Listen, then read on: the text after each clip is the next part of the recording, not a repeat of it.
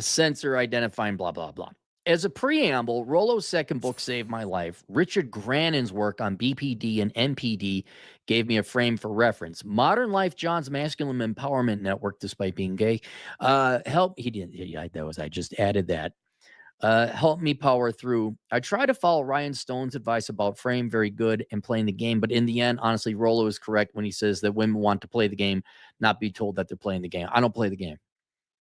I'll come in and cut that Gordian. And neither Rollo nor Ryan are wrong. I've read all their books, and they're not wrong. I'm just like, I don't have time for that shit. Do this and get the fuck out. What? Yes. But it's about dishes. Don't give a fuck. It is you. Am I going to have to repeat myself and argue with you? That's it's like, do what I say all the time or get the fuck out. It's that simple. And it seems to work. But my answer is I have no interest whatsoever in those games. Right. It's tiring. The whole reasoning collapses when men check out. If there are men who like their women with some fight in them, good for you.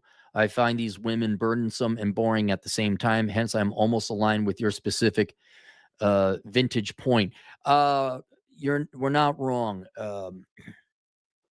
It's only coincidentally they all happen to be black men. But Myron, rest in peace, Kevin Samuels, and Coach Greg Adams, they're not tolerating. No, I think perhaps it's because the women in their community they're so not peaceful. They're so.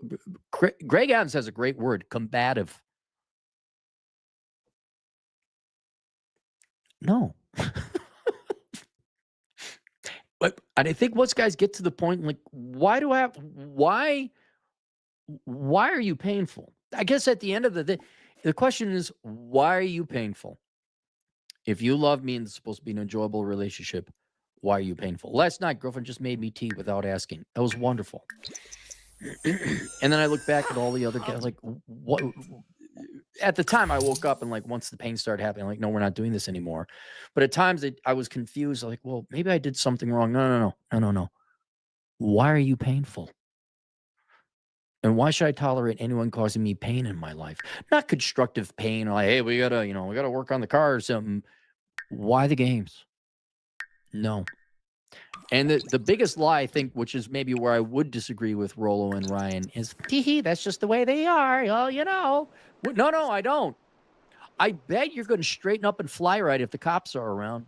I bet you're going to knock it off these fucking games if you're going to starve. I bet you will show up on time when you have no other options left. And it's not even an issue or philosophically, do women have responsibility? It is like, I won't tolerate anyone, male or female, who are irresponsible around me. There will be no bullshit, no pain. And so I think philosophically, you and I would be on the same page. So where am I now? Divorce proceedings are very formalized. It's basically several parts. One part is child custody. One part is distribution of my 401k. One part is distribution of gains acquired during the time of marriage. And finally, the legal divorce by itself.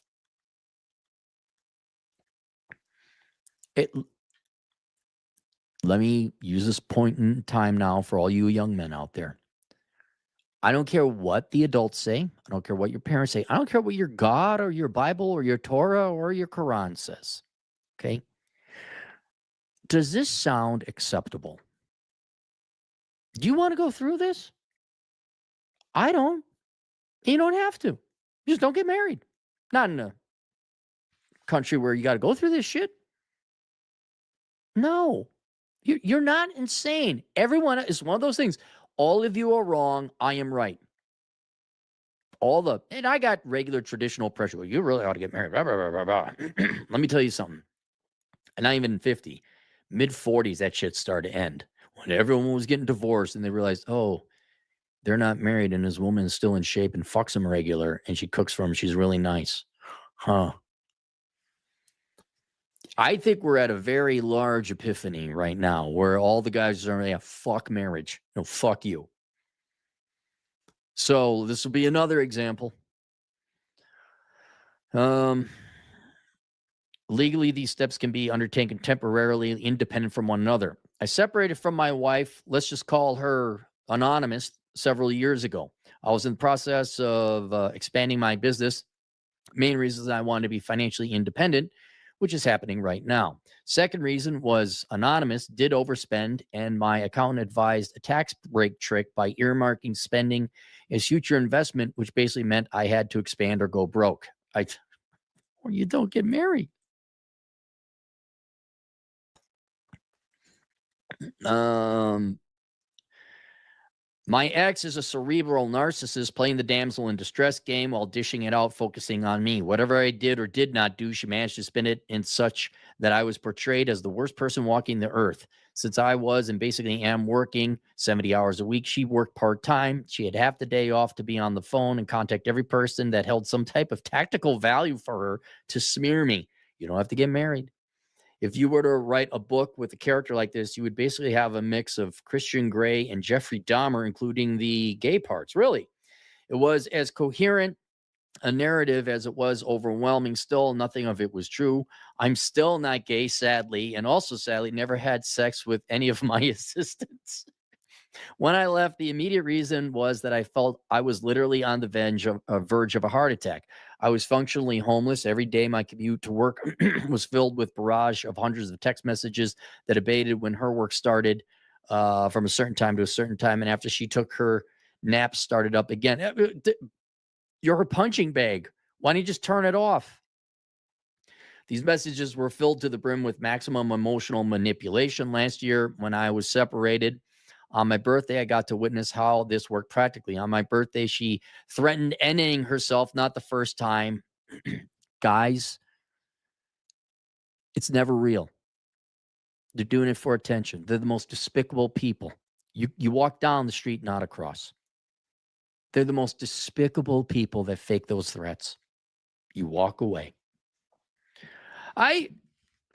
This is so bad, but I know we're not even halfway through it. This is so bad. This is one of those things where I grab a bunch of money and I go fly somewhere where they can't find me. And I just get halfway around the world and go work at a shop wherever hey, can I make a couple bucks and sleep in the closet? Whatever, just get away. And let the whole world. I'm playing Grand Theft Auto 5 and I'm like, man, his family's abusive to him. He should have just left right away. Hence, I wrote her to call an ambulance and blocked her. There you go. Then my daughter FaceTimed me. They were both sitting on the bed watching a movie together, as chill as you can be. I'm still astounded by this level of manipulation that a human can be capable of. Side note on my daughter, I'm in regular contact with my parents and my parents-in-law while X tries to instrumentalize my daughter. Let's do therapy for her so I could get more attention. I'm managing the narrative such that my X maneuvers fizzle out. Or you just, buddy, grab your daughter, say, look, sweetheart, I love you. Your mom's crazy. I'm leaving. I'm not dealing with, I mean, I'll be here. I'm not dealing with this anymore. I'm not having any communication. Your mom's trying to manipulate you, When this is all said and done and the divorce is actually filed, you're out of the house, we can have a normal relationship. Let me know if you need anything or want to hang out in the time. I wouldn't even engage. The fights and discussions about her wanting a real relationship escalated to a point there was a 50-50 chance I could go sleep on time or fight until 2 a.m. and get up at 6 a.m. for work. I've had to resort to sleeping in the car, not even going home, showering at the gym, and sleeping in my office so I could be guaranteed my sleep. Why did I submit myself to this? Yeah, I made a calculated decision. I'm a firm believer in children's rights before parents' rights. Before our daughter was born, my ex and I discussed every aspect detriment of modern marriage in detail and repeatedly, both of us vowing not to repeat the mistakes our and explicitly, and especially her parents did. Oh, you got to know their parents. No surprise she had no father present, was raised by a hippie single mom. Guys, you do not. On the clarity relationship test, the most important question is, do you know and, not or, do you know and have a good relationship with your father? Look, if you just want to bang the gals, go, but you don't have to meet the father. If all of a sudden you're serious about getting committed to a girl, first thing you need to do, let's go hang out with your dad. What does your dad like to do? Let's go do it and just watch. It is not you proving yourself to the father. It is you watching your father and the girl you're dating interact. Are they playful? Do they love each other? Does she admire and respect and love her father? That is the number one thing. I was also in the process of moving offices and securing the loans I needed to get to survive. See above, I was not having a choice. Therefore, when my ultimatum, stop the fights or I leave, did not have the effect I hoped for, I left. Separated. Alive parents are better than dead parents, since I was in a physically bad place. I could feel a heart attack coming up. And also, she had messed with my mind so much that my inner discourse was negative and anxious to the max. Sleep deprivation and nonstop gaslighting will do a number on you. I hate to see it. And then I know you didn't know anything about BPD, and every guy was there, and we all kind of knew it because we've always ran into the gal like, well, what did I do wrong? No one could possibly be this crazy. No, buddy, this is your fault. You let it go this long. It's your fault you even tolerated this shit. It should be a lesson to you boys out there. The second she does something that doesn't make sense, the second she starts crying or is angry with you and you don't know why, you're dealing with someone who either has or is faking bipolar disorder. You're done. It's over. No, we're not playing these games. You don't even negotiate like, hey, I don't play these games, so knock it off and never do it again. Like, okay, she knocked it off. No. It's like, oh, she's playing a game. I remember there was this one gal. I took her out to go hiking one time. All of a sudden, she got real cold and pissed off and I said, well, what's wrong? If you don't know, I'm not telling. I'm like, oh, that's weird. I should have just driven her home, dropped her off, and never called her again. I was an idiot. I thought I did something wrong. Of course, I was a 23-year-old kid. I didn't know any better. Nope. She was just a vile, evil human being. If there's any of that bullshit, if there's any of that pouting, done. D-U-N. Done. I left their house that I pay for and continue to pay the mortgage for. This has two reasons. First, I remember when I was a young boy, my parents moving across the country, ripping me out of my friend circle. I was even more introverted than my daughter is, but thank God, character-wise, she's coming after me. So much for the nature of nurture debate. I want to delay any change in surrounding my daughter as much as possible. No. Okay, never mind. Second reason, at this point, my parents my parents where I had to live were thoroughly blue-pilled and had no idea what gaslighting or BPD is. That changed in the meantime, thank God. I presented my strategy such that I wanted privacy regarding my personal life so I could secure the loans I needed and restructure my business and become financially affluent, which is a win for every party involved. It was a strategy that my parents could agree on. I also needed them to back me for my loan. At that point, I had more than enough on my plate, and since it was pre-chat GPT, my wife threatened mutual financial destruction with her supposed lawyer connections. I sought to delay divorce proceedings. I still believe this was the only way forward, since from your financial background, when you're a youngish middle-aged guy, when a youngish middle-aged guy approaches you for a massive loan, seeking to 3 times his office while in a nasty divorce proceedings, you would hesitate too, eh? Yes. But now we come to the fun part of the story, the financial part that is so outlandish that I feel the absolute need to share it. So I never have seen a single account statement from my wife since we do our taxes jointly. I know what her nominal income from her job is. However, back in the day when she and I were young, not adults, she had already saved $12,000 from babysitting and such. She was always super high energy and industrious, never to our advantage, though. She manipulated my dad into confronting me and pressuring me to clear the air regarding my marriage, divorce, and finances. My wife supposedly couldn't live her life freely if she weren't properly divorced.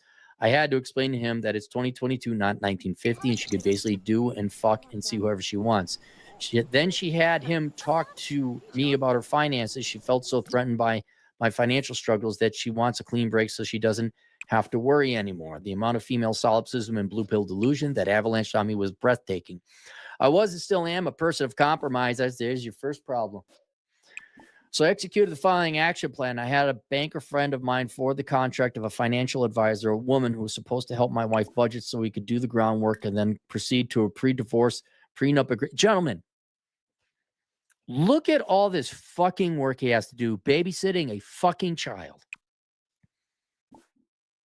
You don't tolerate any unacceptable or childish behavior.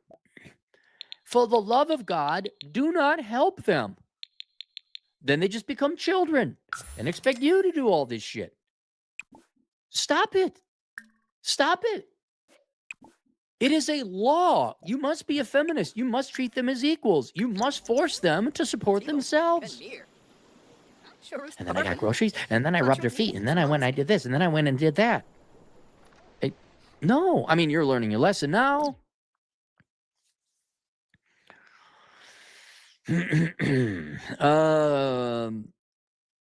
So the divorce can go ahead fast. My ex kept demanding $4,000 a month. She never did qualify. This includes down payment on the loan of the house, electricity, so whatever. So when I talked to the financial advisor, she concluded that basically my wife already receives the $4,000 she demands. Shortly after this, my ex told me that she had terminated the financial advisor out of consideration for me. The financial advisor, in her words, had advised her to go scorched earth on me legally, but my ex did not have that in her heart. Laugh out loud. Really?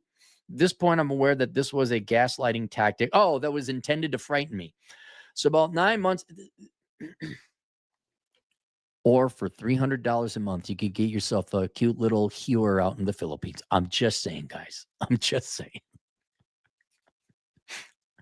So about 9 months ago, my ex approached a common friend, primarily my friend, who was a lawyer, on setting up the pre-divorce contract. He was adamant of not wanting to get involved in our divorce because he was smart, but would in a neutral fashion set Just up how bad is the thermal paste that comes pre-applied on Intel stock coolers, and what happens if we replace it with a top-performing high-end thermal paste instead? Well, to find out, I got my hands on an unopened Intel stock cooler, and I know these caught a lot of flack for just not performing all that well, but I will always respect its design of not needing any additional hardware to get plugged into a motherboard. But regardless of that convenience, we can measure its performance in this top left line graph, which is CPU temperature, and under load, we can see that it mellows out around 83 degrees Celsius. Now, under the hood, we can see that this default thermal paste didn't spread all that much, and so if we replace it with a higher end thermal paste and try to make sure we use roughly the same amount, now we can add back our cleaned off stock cooler, and if we put the CPU under the exact same stress, well, not only do we see a more gradual increase of temperature, we also see a plateau around 5 degrees cooler than with the default thermal paste. So this shows you can definitely improve the performance of your Intel stock cooler by just adding different thermal paste, but the difference isn't going to be uber crazy. Do you think the same can be said for AMD's stock cooler? Just how bad is the thermal paste that comes pre-applied?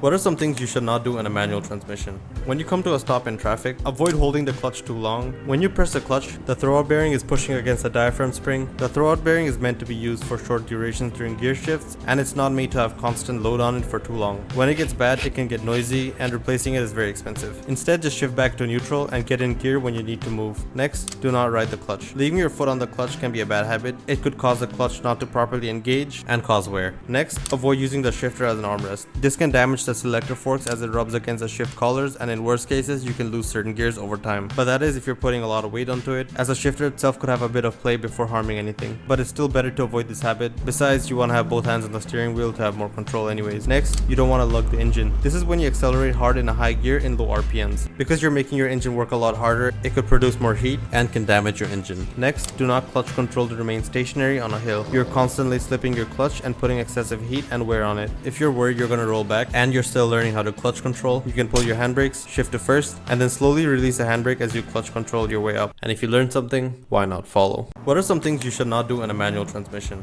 When you come to a stop in traffic, avoid holding the clutch too long.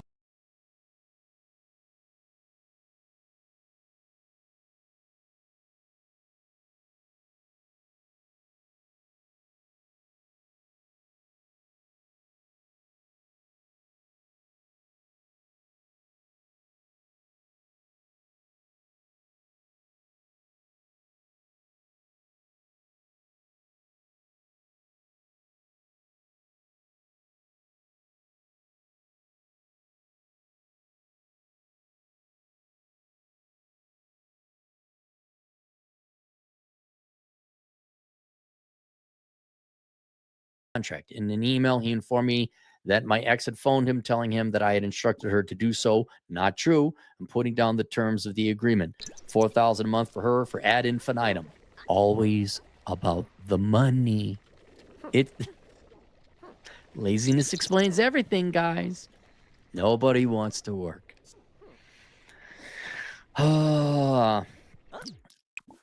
He emailed me telling me that he is supposed to be neutral, but these terms are so onerous that he cannot, by his conscience, set up such a one-sided contract. He also mentioned that my wife told him to forego any disclosure of finances on both parts. Why are you getting involved in this? No. Also, no specifics of where the 4K were to go. House payment, fund for the daughter, nothing.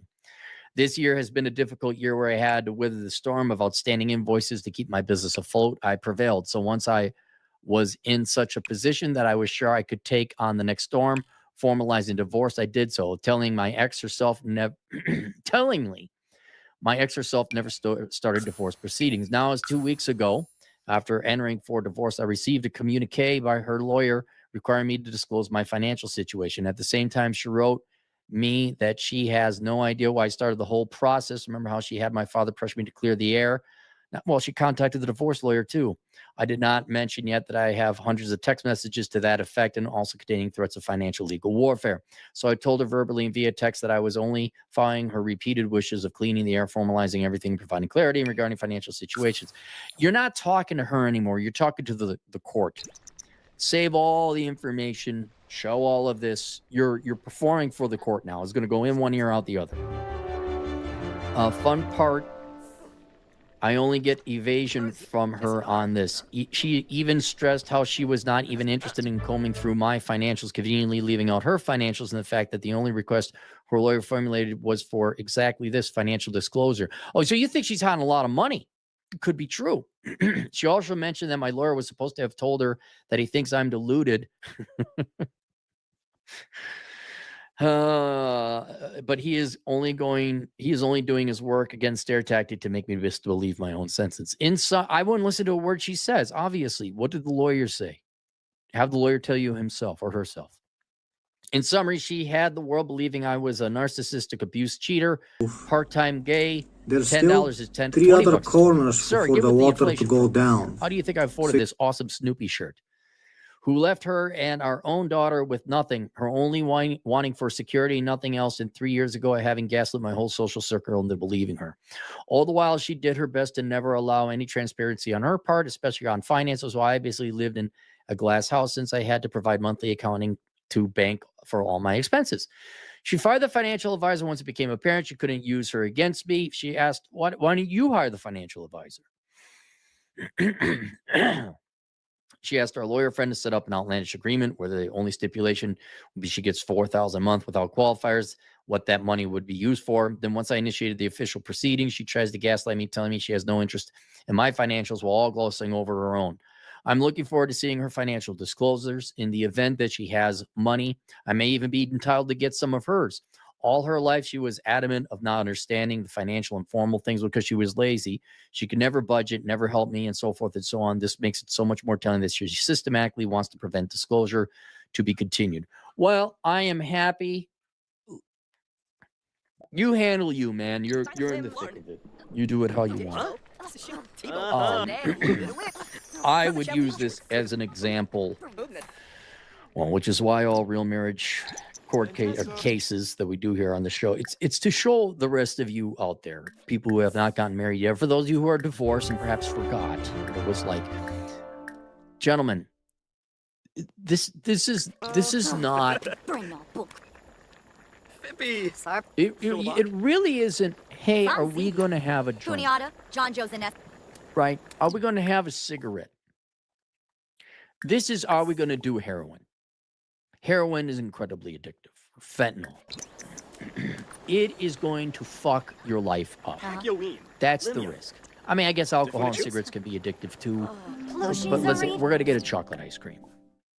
Right? This is, do we want to do heroin? I think if marriage were to be compared to a drug, it is very much like heroin. The risks are tremendous. It will cost you everything, and you get addicted very easily. Not because of the sex or anything like that, though that might lead it into it. It's because of the laws governing it. The absolute nightmare and dragging on that the other person can drag. This is not worth it. This is bullshit. It's even more apparent than not You shouldn't go to college for worthless degrees. You shouldn't be getting married. And at the end of the day, ladies, I know you're the ones that want to get married because, well, let's just be honest, money, right? Or her day. If you love men enough, you don't need a marriage. That's not a cute little clever curveball I'm throwing back at you. No, it's a fact. If the girl, and I'm not even speaking to women, I'm sorry, ladies, I mean, for the women who have agency and responsibility and really actually want to have a man in their life, like, do you want a marriage? Do you want a man in your life? You either love him enough, you don't need your ridiculous, overpriced your day, and you just enjoy being with him that much, or you don't. And if you don't, then you shouldn't be together anyway. Ironically, the woman who you should marry and deserves a wedding is the one who doesn't want one and is just happy to be with you. And if these are different times, I wouldn't take such a harsh line against marriage. But since it's tremendously, they're not even divorced yet. And look at all this bullshit. It's so costly. No, sorry, ladies, you don't get your day. And no, you don't get marriage. And you low IQ fucks in the media and go, oh my God, the birth rate's going down. Who are we going to have for future battery and slaves to pay for our social programs? Have you thought about not making marriage an absolutely life-destroying contract? Or I guess divorce? I know this pisses you off, but men need to survive too. They need food, clothing, and shelter. And we can't be engaging in contracts like master's degrees or white-collar work or marriage that threatens that. We're no good if we can't feed ourselves, let alone the family we might bring in. Unless, of course, you're a Democrat and that's the taxpayer's job because you're not a real man. Well, you could go ahead and argue, and for you traditional conservative types, not religious, although there's a religious argument to be married. Obviously, of course, I'm not disagreeing with that one. It says so in your books. But logically and secularly speaking, I love to hear your arguments why men should be getting married. You think this is fun for her either, right, ladies? How fun is divorce for you? I can't imagine it's fun. Like I said, can we just admit we can't do this? Can we just admit there's not enough mature people going around? Guys, ladies, if you want to be nice, be kind. You make it so that you spend time with us without us having to pay for it, right? If you really love us, then we shouldn't be paying for it, right? No, we gotta pay. No way, man. No way. Link below is my book, The Book of Numbers, Analyze the ROI in the Pursuit of Women. Please go read through that so you know what statistical percentage of women are marriage material. If you're interested in a committed relationship, I strongly recommend you do because it's very expensive. RZ Man, $5. Hey, Cappy, hope you're doing well. May I have a default on my home loan? I may have to default on my home loan. What's the best way to go about it? Work another job? Why you defaulted on your home loan? I mean, I need more specific information. But the main answer is work another job so you don't have to default. You can also maybe refinance, but I would get another job so you can show income and get more favorable rates. Default, if you just default, I mean, another thing you could do is you could go to the company that has your mortgage and saying, I'm having financial difficulty. Usually they have some kind of program that allows you to because they don't want to go and repossess your house and fucking sell it and deal with that bullshit. So a lot of mortgage companies, whoever holds your mortgage, might have some kind of program that allows you to. But I'm going to tell you, at the end of the day, you're going to have to work more. Don't come up to me. How do I lose weight that doesn't involve working out or dieting? Don't do that to me. You need to work another job. But otherwise, I would, if you have no other options for you to stay in the house and kind of whatever, refi or kick the can down the road or get a temporary reprieve, start preparing, find a place to live. I guess another thing you could probably do is, can you rent out a room to some buddies? Generate some income that way. Yeah, it all kind of depends on where, what, who, where, why, and how. Prince Revolver, $5. Get to know her mother as well. Where do you think it comes from? Oh, yeah, absolutely. Every horrible woman I dated, the dad was not around or he was a cowardly pussy Minnesota man. And the mom was a rank and file bitch. Just a rank and file bitch. And you young guys, I feel bad because I was there. Like you're young. You're like, well, these are my parents' age, right? These are. Oh, I got to respect my parents. Well, this is Mr. and Mrs. Smith. I better respect me. No, no, no, no. Let me explain something to you, especially Gen X parents, and now rapidly becoming millennial parents. They're adult children. They don't know shit. Don't listen to them. Right? If you really would really be great, whatever young man has a right to do when you're meeting the parents, you have every right to start interrogating them like, oh, so when did you guys meet? Like, are you, in other words, you're trying to find out, have you guys, is this your first marriage and only marriage? Oh, this is your second? Oh, do you have other kids from other marriages? Kind of the script is flipped. What's your mortgage like? Oh, I just want to see if you're financially stable. What do you do for a living? What's your undergrad? Oh, wow. Your mom has her undergrad in English and still has student loans at 52 years old. And you're this Al Bundy schmuck busting his ass off, barely making pants on. That's a really nice truck you got. Is that the souped up package? Hey, if you don't mind asking, what does that cost? Like, what's the payments on that? Don't even assume they paid cash. Like, what's the payments on that? I was thinking about getting one of those. Oh, $1,100 a month payment. Pull the chute, pull the cord. Prince Revolver, $5. They can't physically you. So ruining your reputation and destroying you financially is their ace. You make it so that you're immune to that. My finances are separate. You will never get my finances. I have estates. I have trusts. I mean, when you say trust in estates, people think millions of dollars. I mean, no, you can have $1 in your trust. Yes, obviously richer people tend to have trust, but it's not just for rich people. If you got $50,000, hey, that's $50,000, and that's pretty important to you when you're like 28. Yeah, you might want to think about putting that in a trust. Just giving it to mom. You do not. Here, it's more simple. You never invite Dracula into your house. There it is. Can we get together and get married? No, we cannot. Yes. No, I'm sorry, Dracula. You got to stay outside of the house. But I love it. No, I don't care. That's great. You still got to stay outside of the house. If you don't like it, take it up with all the women and the divorce courts and people but no, it's not. See, I need to live. And as much as I like you, I like breathing more and not starving. And so you go have your house and I'll have my house. And we can come together and make you with the bam bam occasionally. Oh, you're crying now too. Oh, that's emotional. Emotional is irrational. You know who cries? Children and adults who are children trying to get away with something. I don't think we're going to be doing. You definitely need to have your own house.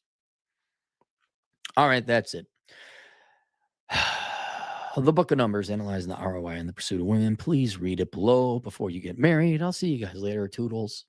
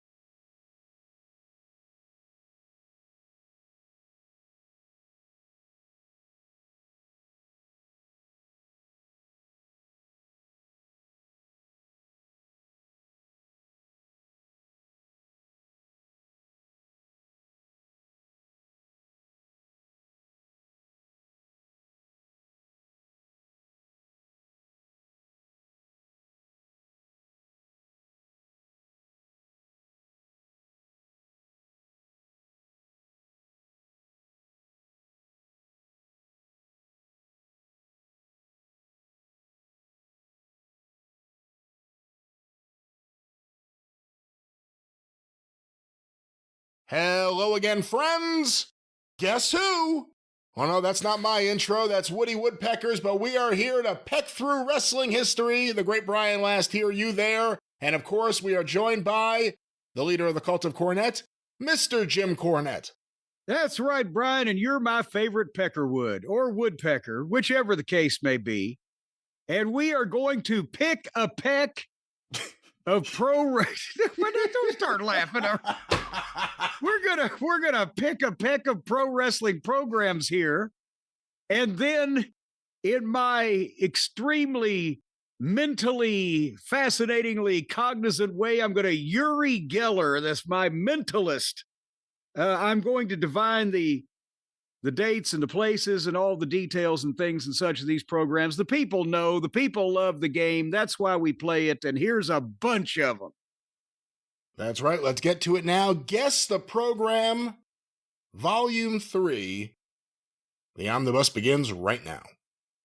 All right. Well, Jim, would you like to do some Guess the Program before we wrap things up? I've been waiting for this. I'm going to kick your ass today. If we haven't prepped the folks, Guess the Program, the recurring segment, one of our most popular, where you pick a program, give me the lineup, and it is my job to try to determine the year that this happened and the place that this happened. Now you're making all kinds of noises over there. You're flicking and you're flipping and you're swallowing and I'm not swallowing. Hold on. Sounded like glug glug glug. All right. Well, let's go to this, Jim. We have a whole bunch of here. It's been a long time since we've gone through them, so the pile has grown. This is a gimme. We'll start with a nice easy one for you. Okay. I know how old you are. Rocky Smith versus Tony Balageron. Belergian. Exactly. In a tag team match, Eddie Graham and Sam Steamboat versus Gene Dundee and Tamiya Soto. Tamayo. They left out a letter here in this program. Sailor Art Thomas in a handicap match against Tojo Yamamoto and Bob Arnold. An intermission, where lucky numbers in the program will be announced. And the main event, Lester Welch and Buddy Fuller versus the Von Bronner brothers. All righty then. Rocky Smith would later on go on to become one of the Masked Infernos, one of the several that used that gimmick. Tony Belergian was a sibling of the Belergian brothers that were big, especially in the Northeast and in the 50s. They were all strong men, were they not? Did feats of strength and daring do? And daring do, yes. Daring do, as opposed to the people who daring don't, because they don't want to be daring. Tamayo Soto, and did you say Gene Dundee? That is indeed who I said, yes. Obviously not Bill Dundee. Didn't Gene Dundee become, goddamn, was he a brother of the Monroes, Sputnik Monroe at one time, or am I thinking he became another brother of someone? Nevertheless, Eddie Graham and Sam Steamboat were the perennial tag team babyface champions and or singles champions in the Florida territory. And you're not a real man. At this period of time, which was in the mid-1960s, they were also doing quite a bit of work in Memphis, Tennessee. Art Thomas versus Tojo Yamamoto and Bob Arnold. I believe Bob Arnold was a heel referee gimmick that they were doing at that period of time. And Tojo was a heel. Art Thomas was a babyface. He didn't work the Memphis territory often, but they brought Art Thomas, Bobo Brazil, and different people in because of the heavy African-American population. And finally, I assume that Lester Welch and Buddy Fuller are fighting the Von Bronners for the World Tag Team title. Would that be the case? There is no title listed. No title listed. But you know, they did that many times. It's got to be Memphis, Tennessee. The question I have in my mind is whether it's 1965, 1966, or 1967. So I'm going to split the difference and go with 66. The venue, or the city at least, Memphis, Tennessee, sponsored by the American Legion Post number 1. Monday night, September 20th, 1965. Son of a bitch. All right. Well, I was a few months off. All right. We have another one here, Jim. This one may be a little closer to home. Let's see if you can get this one. The opening bout. You sound like you're one of the psychics in the supper club shows, and their stooge sends them verbal cues. This one may be closer to home. The opening bout. Bobby Fulton filling in for Skip Young versus El Diablo out of Mexico. The second event.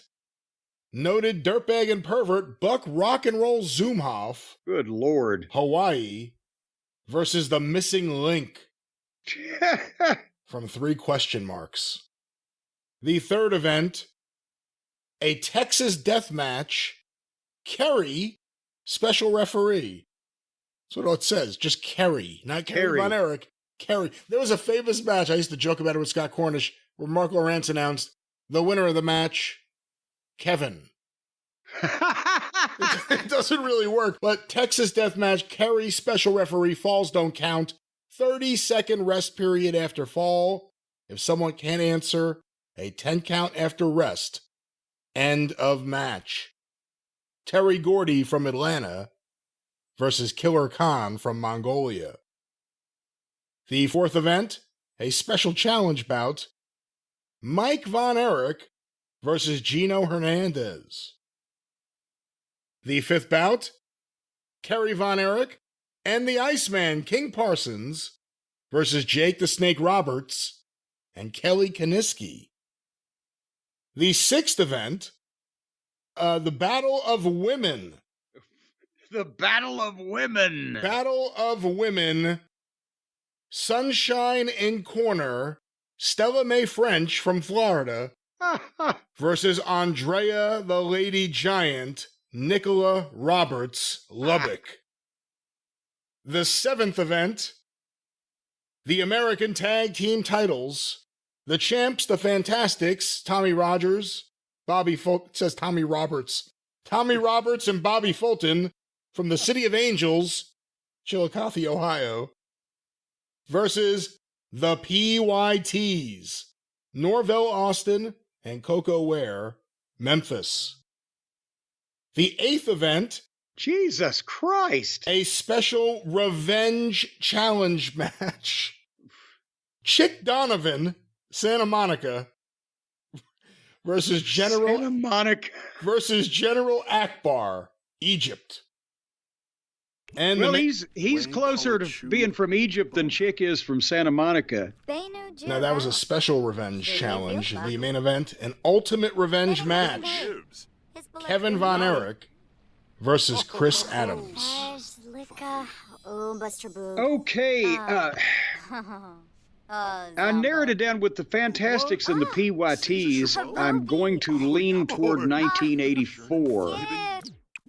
Because, I mean, this is obviously world class. From the number of matches, it's almost got to be a Star Wars event of some kind, whether Tarrant County Convention Center or Reunion Arena.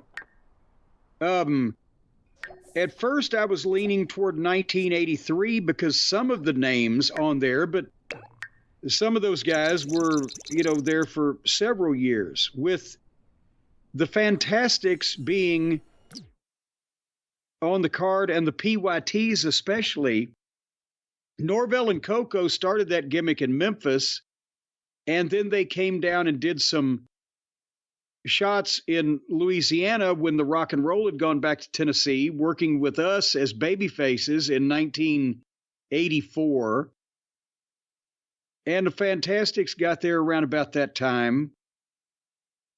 So all things considered, I'm saying this is a major world-class event at a big big building in sometime between summer and winter of 1984.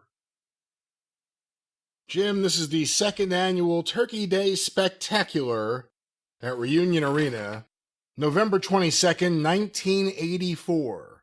There you go. So just a couple of months before you would arrive. And then they wouldn't need 8 or 10 matches anymore. They had us. You upset you didn't get to see the Battle of Women? No, I've told you this. Stella May was my dry cleaner. Yeah, you said that. Was that during this period? That was like in 85? It was like 3 months later.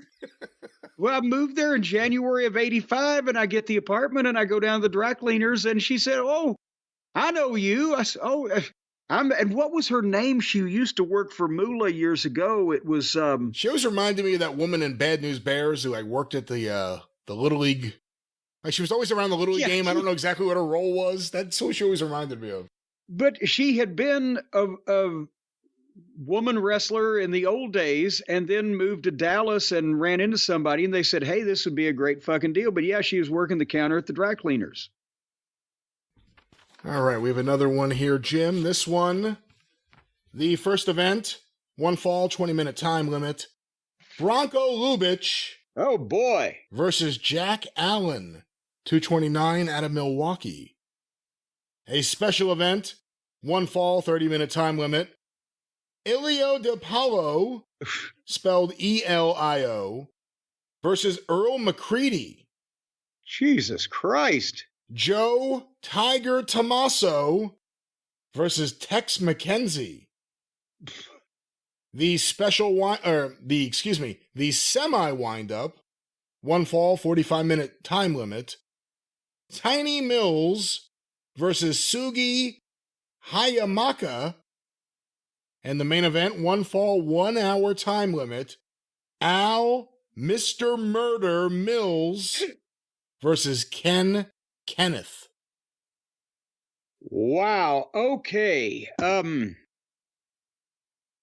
Bronco Lubitsch was most famous in his world-class days as the older referee on world-class TV, but Bronco had been a manager and before that a wrestler. It was a great guy, saved his money. Boys, you say he was worth more than the federal government. Jack Allen, who the fuck knows? Ilio DiPaolo was the favorite son of Buffalo, New York, and through the Northeast there in the Pedro Martinez promotion, Cleveland, Buffalo, Rochester was a huge babyface. Earl McCready was started wrestling in what, the 30s? He was an old timer. Tiger Joe Tommaso, later on became one of the assassins in the 60s with Guy Mitchell, right? They were Bruiser's assassins. Tex McKenzie, we've talked about many times. If they were already billing him as Tex McKenzie and not Hugh McKenzie or some of the other names that he used as a rookie, this would have to be 1959, 60, 61, thereabouts. Tiny and Al Mills were the tag team of Murder Incorporated. And they were both very large men. And as far as I know, Sugi Hayamaka had to be some Japanese gimmick they gave somebody else because I've never heard that name before. And Ken Kenneth, I'm struggling as well. So I have reason to believe that this is upstate New York or those environs of the country in 1959. The location? Calgary, Alberta, Canada. Son of a bitch! The date? October 15th, 1954. 54? Holy shit. Okay, Bronco Lubitsch, I didn't know he was ever underage. Young Stars Open Program. There will be 2 newcomers on Friday night's wrestling program at Victoria Pavilion. In addition to Tex McKenzie, the lanky Texas cowhand, who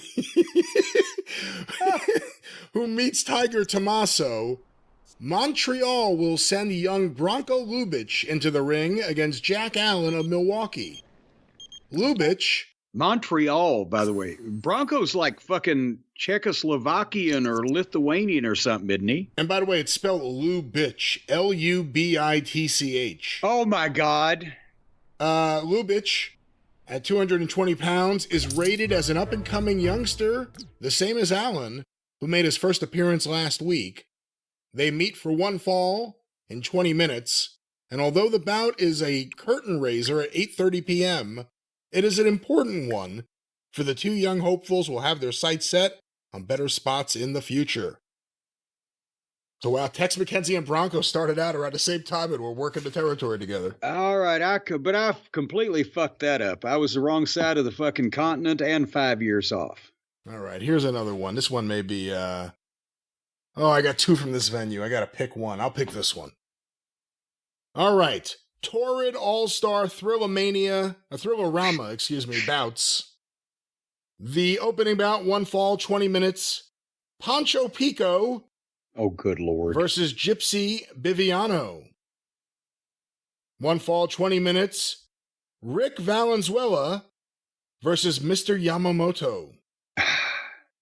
One fall, 20 minutes. Akio Yashihara Oh, for heaven's sake. versus Carlos Cruz. Chuck Carbo versus Ray Gordon. 2 out of 3 falls, 45-minute time limit. Don Arnold versus Ray Valdez. And the main event, 2 out of 3 falls, 1 hour tag team match. The Dupree brothers and manager Major Sam Bass versus Don Bulldog Kent and Louis Martinez. Okay, so we are in the Arizona territory. Why would you say that? What would cause you to say that?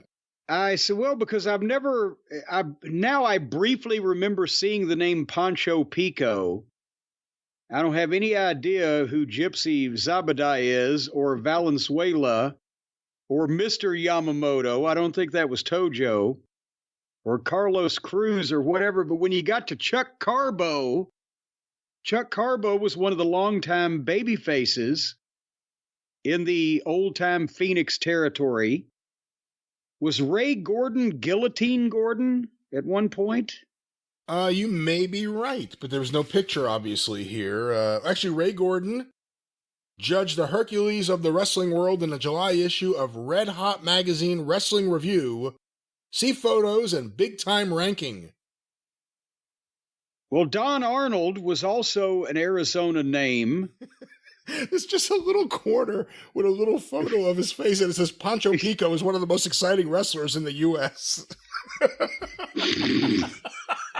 And if you don't think so, you're punchy. But the Dupree brothers against Don Kent and Luis Martinez, Ron Dupree and Chris Colt, as they would be more widely known. The manager, Sam Bass, is that the Tennessee Sam Bass, Fred White, before his Tennessee run? Because he did outlaw shit before Lawler ran into him in Alabama and Mississippi in 1971. Was he ever called Major Sam Bass? Not that I'm aware of.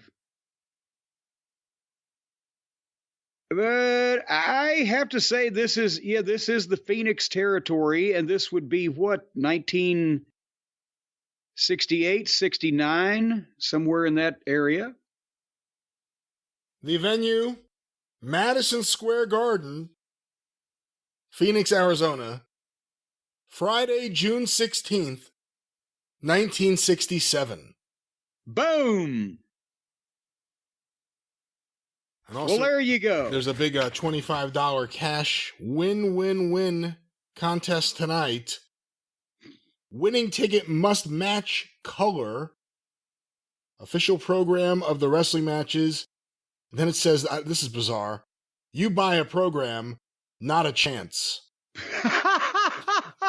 What the fuck is Well, that? no, I'll tell you exactly what that is. Because depending on state and local laws, raffles or games of chance or whatever are Oh. illegal. So you are buying the program. You're not paying money for the chance at winning something. Oh, wow. I didn't pick That's up on that. secondary and complementary to the thing.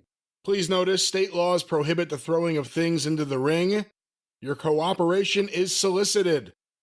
It is also against the law for you to strike a wrestler. Profanity is forbidden. Sounds like a real party over there in Phoenix. Well, I'm telling you, no, they had to fucking specifically mention those things because the small time territories were tougher on the heels than the big territories. All right, I have a program here, but the story is really the story on the cover. We'll get to this. The first event, Bobby Christie versus Gentleman Ed Sharp, Hamilton, Ontario, Canada. 1 fall, 15 minutes. Okay. Also 1 fall, 15 minutes for the second event, Tommy Phelps, Dallas, Texas, versus Blackie Mendoza, Juarez, Mexico.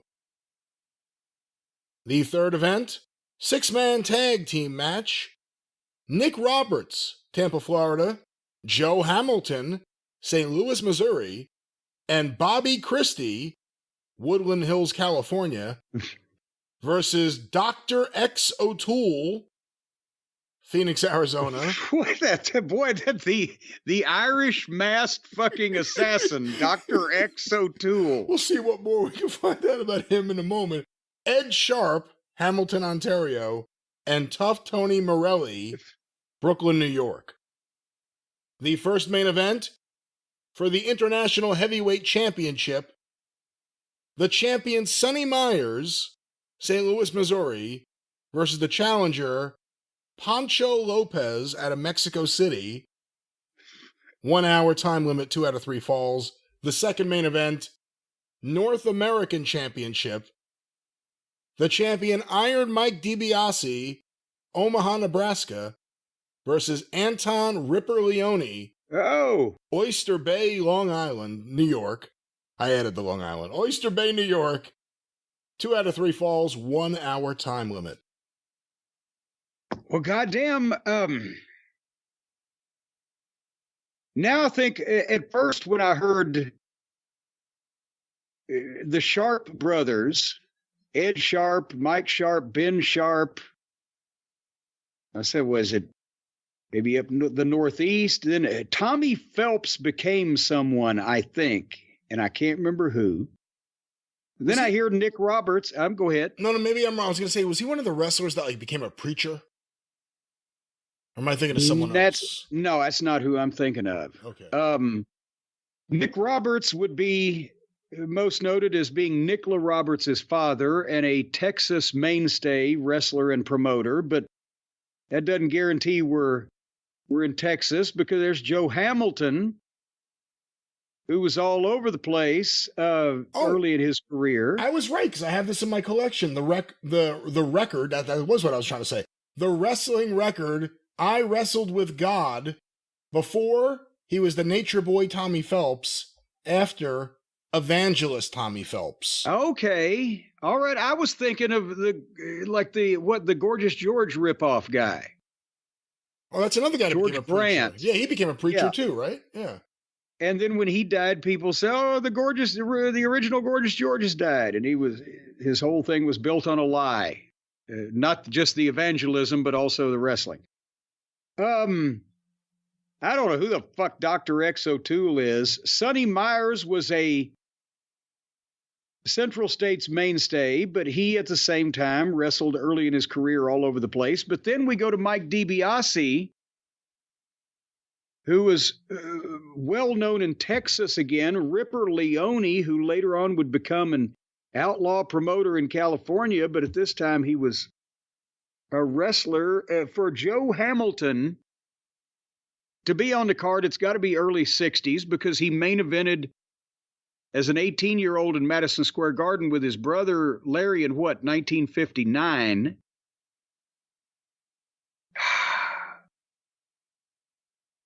We're in West Texas in 1962 or 3. I give up. Never give up. I believe in you. We are in Amarillo, Texas, Wrestling at its best? Thursday, September 29th, 1960. Ah! I don't know who Dr. X O'Toole is. There's a picture of a masked wrestler here, but it doesn't have information about that. I have to see what else I can find out. There's a few interesting things here. This is from apparently originally the Jack Pfeffer collection. Oh my God. There's a big sticker stuck to the front of it that says managed by Jack Pfeffer. And it's on the front cover. Coming next week, October 6th, see in this arena in person the most incredible wrestling star of all, Tricky Ricky Star, in ballet slippers. The man women rave about. Don't miss the world's greatest box office attraction. The man that sold out Madison Square Garden more than any other wrestler. The most amazing wrestling talent in the history of modern day wrestling. An economy-sized giant among Goliaths. 27 years old. It's a good thing Pfeffer wasn't given over to hyperbole. 27 years old, 205 pounds, 5 feet 10 inches tall. The amazing Ricky Star danced with the Midwestern Opera and Ballet Association, the Municipal Opera Company of St. Louis, 2 Broadway shows, Annie Get Your Gun and Paint Your Wagon, the Theater and Ballet Ruse de Monte Carlo. I don't know what the fuck this is. And then there's a comma and it ends. But that's Jack Pfeffer hyping us up. Wait a minute. No, that's like the Patty Duke show. You know, Kathy adores the minuet, the ballet russe, and crepe Suzette. Oh, shit, but you're Patty's right. only seen a sights a girl can see from Brooklyn Heights. What a crazy pair. Well, apparently, Ricky Star, the sensational Madison Square Garden attraction, did all those things, and on the back cover, He was a big attraction at that time, but I think Jack's laying it on a little thick there. on the back cover is a picture of, it's not the clearest of photos. It appears to be some sort of tractor or some kind of farm equipment with Happy Humphrey next to it. Coming Thursday, October 13th, the biggest freak in the world, Wow. the human blimp, Happy Humphrey, 750 pounds. His tremendous weight advantage makes big handicap for all opponents. And this is written by people who liked him. And then there's a list here, coming attractions. Ricky Star, wrestling #1 box office attraction. The man women rave about. Boy, Pfeffer just wrote this shit over and over. Former ballet star, the most incredible wrestling star of all. Here Thursday, October 6th. Hans Blockbuster Schnabel. Hans, excuse me. Hans Blockbuster Schnabel. He's never used Blockbuster Schnabel. 265-pound German assassin here October 6th. The human blimp, Humphrey, 750 pounds, top novelty attraction in wrestling, coming October 13th. Doesn't that appeal more to the promoter than the fan? He's the top novelty attraction in wrestling? Well, yeah, that is... There have always been a lot of promoters that would use terminology that meant something to them, but that wasn't ever used in real life. Well, Vince McMahon, it wasn't ever used in real life, but it meant something to them or whatever. And they try, and it's all hyperbole, whether it's the Bob Luces or the Jack Pfeffers or whatever. You kill, breed, violence, blood, that type of thing. Just hype. Well, the world champion is Pat O'Connor, North American champ Iron Mike DiBiase, international champ Sonny Myers, the world tag team champions Nick Roberts and Jody Hamilton.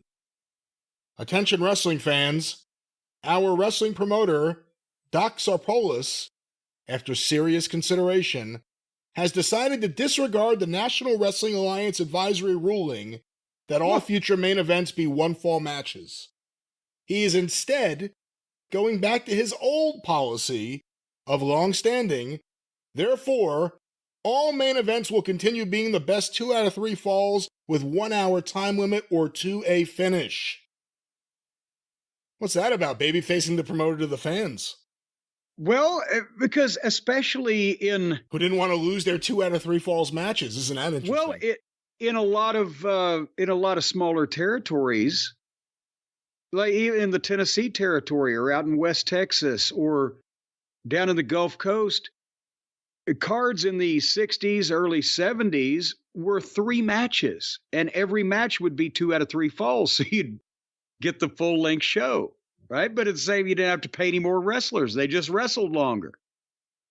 So, and when the NWA went to 1 fall matches with the whole thing, especially for the world title with Thesz and Rogers and trying to make sure everybody played ball, a lot of the local promoters didn't like that because they had trained their fans 2 out of 3. So guys could drop falls in a 2 out of 3 match, and it wasn't the same thing as getting beat. And then once the guys started figuring out that, well, even if we're going 2 out of 3, he's still beating me once, with a body slam or whatever, then that became a problem and blah, blah, blah. All right, let's get one more. I'm looking through, I got a big pile here. I got to make sure, I got to get a list of what we've already done. I never want to... You're bragging about the size of your pole or pile or whatever you just said pile. There. I didn't say pole. Yeah. Well, you got that funny northern Sicko accent. weirdo. What is that? Pole. Museum. All right, here we go. This program, the card, opening bout, Matador Mata, or Mata, I guess I should say, versus Sandor Akbar. Sandor? Sandor. Jack Daniels out of Newark versus Timmy Geohagen. Finishing out the preliminaries, Bulldog Pletchus versus Ronnie Etchinson. The semifinal, a tag team encounter, Nick Kozak and Ken Hollis versus Carl Von Bronner and Al Costello. And the main event, 2 out of 3 falls, 90-minute time limit, Kinji Shibuya versus Ernie Ladd. Ooh, okay.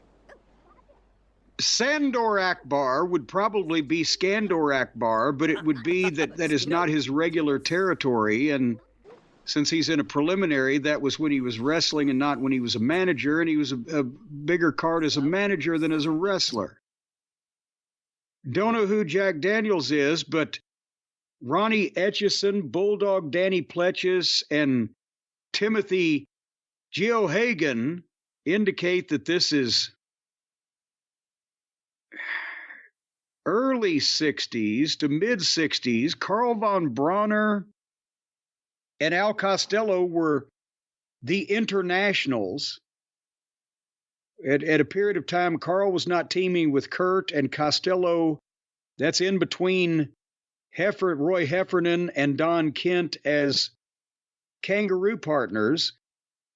Kozak is a West Texas and Texas name from way back. Hollis, I don't know. And Shibuya versus Ladd, unless this was a very odd happenstance, Shibuya would have been the heel. Kinji Shibuya was one of the big Japanese heels of the 60s, and especially out in California, Northern California. But Ernie Ladd being the babyface would indicate that this was when he was still playing football and wrestling, and early in his career, which started in 63. I'm going to say this is 1967, and God damn it, how are you crossing me up and we're in Texas again? Because elsewise, it would almost think that it might have to be Northern California, but it doesn't look right for Northern California. So we're back in Texas somewhere in 1966 or 67. Possibly Houston? Well, it's a good way to close out with a nice win for you. Okay. The card, Houston, Texas, Friday, January 6, 1967. Boom! The Gulf Athletic Club is the promoter, Mrs. Shirley Carringer, the assistant promoter. A tribute to a great promoter, a fine friend. Morris Siegel left a living legacy for sports fans. This was right after Morris Siegel died and right before Paul Bosch took over officially. He died in the early morning hours, Tuesday, December 27th, 1966. And it ended a gallant battle that had been going on since 1952 when he was stricken with his first heart attack. Good Lord. It's 50 years of sports promotion. And then if you look on the inside, I guess timing-wise, this is interesting here. Wrestling returns to TV tomorrow night, Channel 39. Tonight, a giant truck with the emblem of Channel 39, Houston's newest and brightest TV station, will be in place, putting portions of the action on tape. I'm glad they're telling people what to look for if they want to vandalize the fucking vehicle. Tomorrow night, on Channel 39 at 10 p.m., that tape will be shown to Houston wrestling fans. And on every Saturday night at this choice time in the foreseeable future, this program will be a big part of the TV scene, as it has for almost 17 years. Channel 39 is a UHF station. Don't let that confuse you. If you bought a TV set within the past 2.5 years, your set is then equipped to pick up UHF by law. Yes, but that was changed in 1964 because the UHF TV stations were pitching a fit because most of the TV sets made in the 1950s did not. You had to get a converter, which I had one.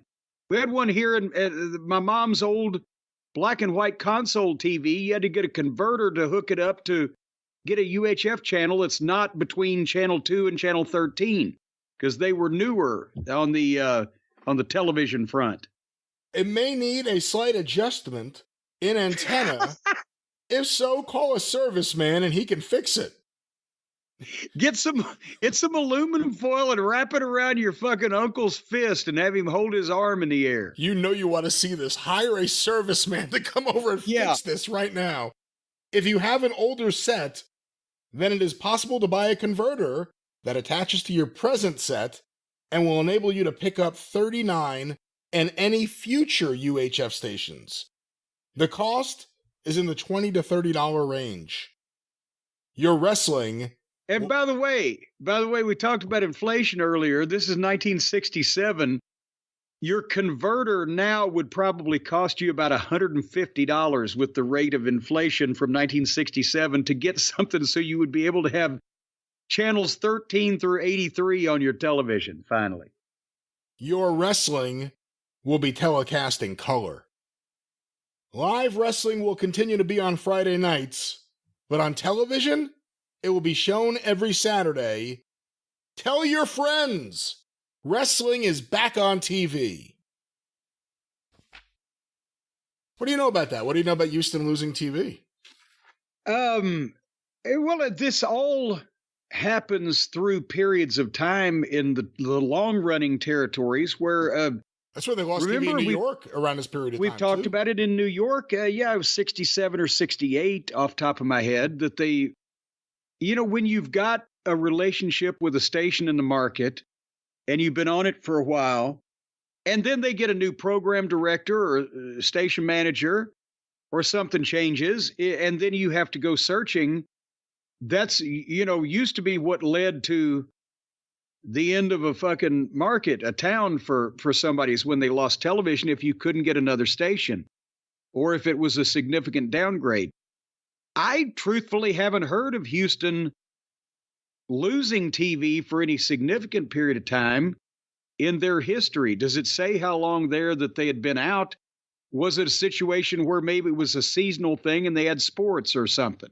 Yeah, I don't know. I mean, it doesn't say anything here, but, it's not we are going to be next week on a new network. It's we're back on TV on the new network. So we'll see what we can find out. That's interesting. I think that probably they just, something happened. They might have got a new station manager or a new program director, or sometimes it was the promotion. If you could get more from a secondary or a smaller station than you could being a little fish in the big station's pond in a market, you went there.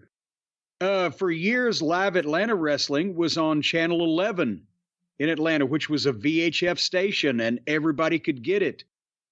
But then they moved to Channel 17 WTCG because the goddamn owner, this wacky guy named Ted Turner, really seemed to like that wrestling. And we weren't going to get preempted for network shit and blah, blah, blah. So those things can happen too. Well, before we get out of here, on the topic of Houston, I just have this in the pile here. And Ernie Ladd, by the way, was a babyface in those days in Houston, especially because he played for the Houston Oilers at one point in time in the NFL. I have a special wrestling ticket, Pass 1, from Houston, the City Auditorium, Friday, September 10th, 1954, 8:30 p.m. This pass and $1 plus federal tax is good for any ringside, what does that say? Ringside, box, or dress circle seat in allotted sections of the City Auditorium. Here is the card on this ticket, just a few matches. Tag Team Dynamite, Ricky Starr and Shane, Chene, that must be Larry Shane. Oh, Leapin' Larry Shane. Versus Adkisson and Vansky. Okay, that's got to be Jack Adkisson, doesn't it? 54. And Tiger Jack Vansky? I think so. A second sensational 2 out of 3 fall main event. Joe Killer Christie versus Gentleman Ed Francis. And the main event, I'm going to read this verbatim, folks. Not my words, theirs. Valentine is out to make the Jap Shoeshine Boy quit wrestling. It will be a sizzler. Johnny Valentine versus Duke Kiwamuka. Oh, good Lord. A poor Duke, a shoeshine boy. I know he was humble and lovable, but really? So what was this was what year have we established that this would be? This was 1954. This was September 10th, 1954. Okay. Well, see, you didn't. Yeah, I thought you were telling me something in conjunction with the 67 Houston program, and I wasn't paying attention as to what to fucking think about that. Jack Adkisson hadn't become Fritz von Erich yet. I've mentioned before I read you the program, his first appearance in the Dallas Sportatorium when he was still being billed as a Southern Methodist University graduate. But Johnny Valentine had only been in the business about 6-7 years at that point. He had been a main eventer forever. And Ed Francis would later on run your favorite territory. He would run, of course, 50th State Big Time Wrestling in Hawaii. My people, I say hello to all of our friends on the Hawaiian Islands right now. The great Brian Last, Hawaiian Brian loves you. I think you know that. I got all the spirit and the soul running through me. See, Kaka bro. The secret is you talk like Jimmy Snuka. You don't have to make any sense. Just talk like that. No, but that was Guess the Program. And that was... Man. You know, Jim, looking at wrestling history, sometimes it's like putting all your memories in your pocket. And, when you think of that, you think of these people walking around with these big fat wallets. They stick everything in there. Old memories, new memories, business cards, phone numbers, money. Condoms. Who knows? But the point is, that's unnecessary. It's uncouth. It's not something you should do. You need to be efficient. You need to be lean, mean, slick, and quick. Lewd, rude, crass, and brash. And you could do that in the wallet form from our friends at Ridge. Take it, Jim. Well, I'll tell you, it's unhygienic and unsanitary, too. Can you imagine all the different things you've got in that old crusty wallet that's in the back of your pocket? It looks like you've got a big carbuncle or some kind of goiter that needs to be lanced, and it would squirt some kind of amniotic fluid all over the people standing next to you, so they give you wide room. You don't want to do that. You don't want to look like you've got a giant carbuncle hanging off of your ass or your crotch or any other part of your body, plus the germs. So the Ridge wallet, you know what?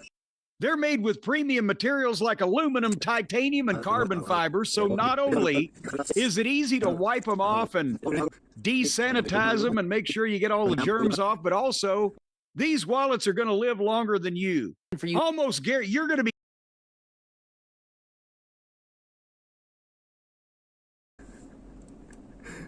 You know what we're going to do to you, my girl? Beep. You know what we're going to do to you, my girl? Beep. We're gonna measure your voltage. We're gonna stick out your tongue. Wait, what?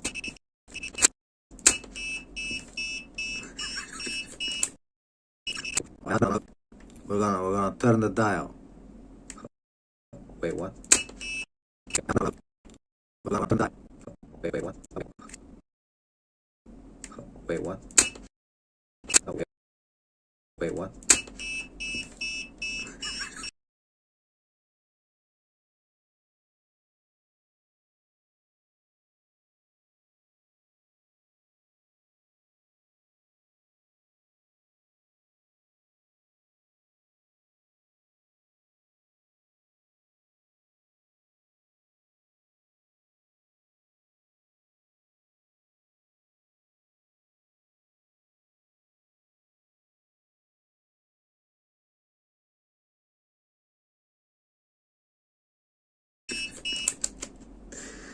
You know what we're gonna do to you?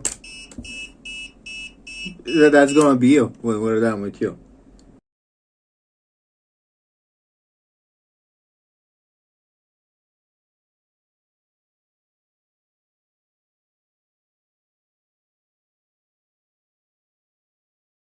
You know what we're gonna do to you with this machine?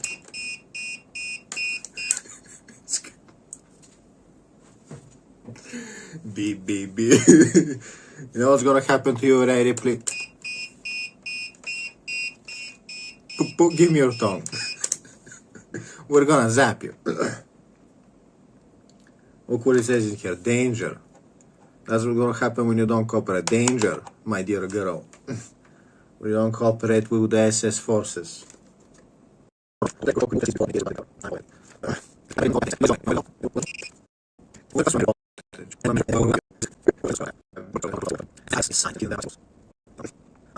blew up my measuring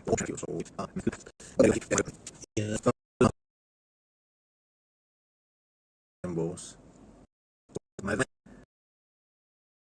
signs, you know, hidden vampire symbols.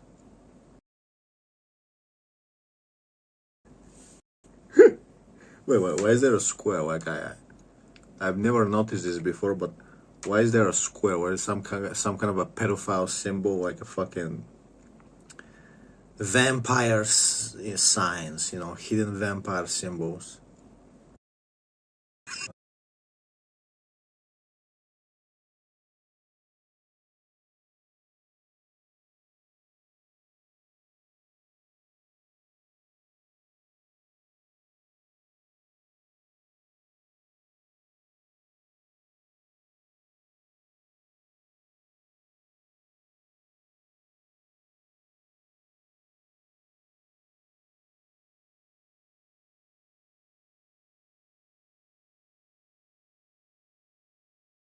Wait, what?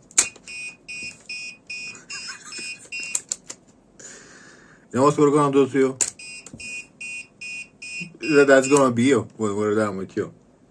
You know what we're gonna do to you with this machine?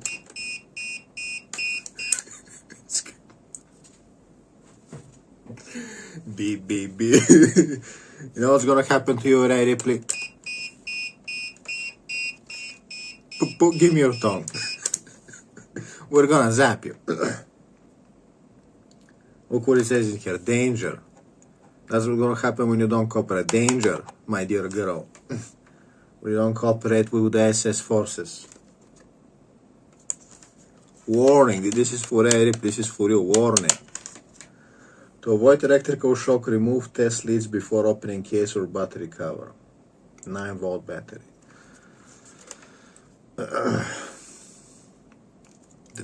My dear Ray, there is a 9-volt battery inside. Do you know where it's going? Do you know where it's gonna go? Huh?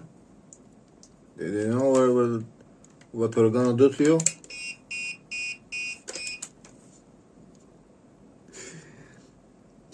First we're gonna measure your voltage.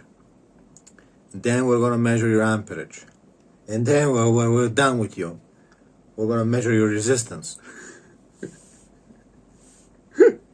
Wait, why is there a square? Like I've never noticed this before, but why is there a square? Where is some kind of a pedophile symbol, like a fucking vampire signs, hidden vampire symbols.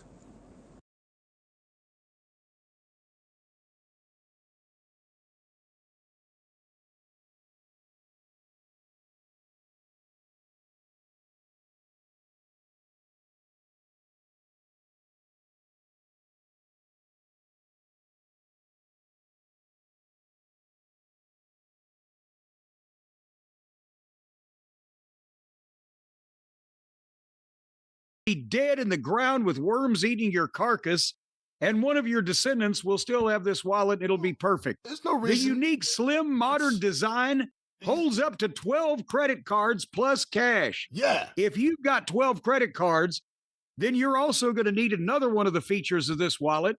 You can use it as a set of brass knuckles. No, that's not one of the features of this wallet. Let me stop you there. That's not one of the features of this wallet. And when somebody's going to try to steal those 12 cards, this thing is not even as big as a cassette tape.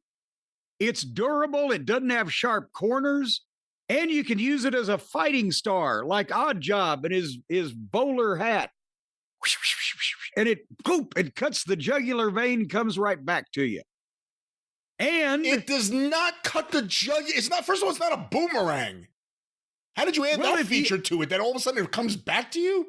There's a special booklet you can get where you flip it like a flat rock and it'll circle around and come back to you. And blood does not get on the money. No, you can't promise that. You can't promise that, no, but you also can't say... The money is inside and the cards are fine.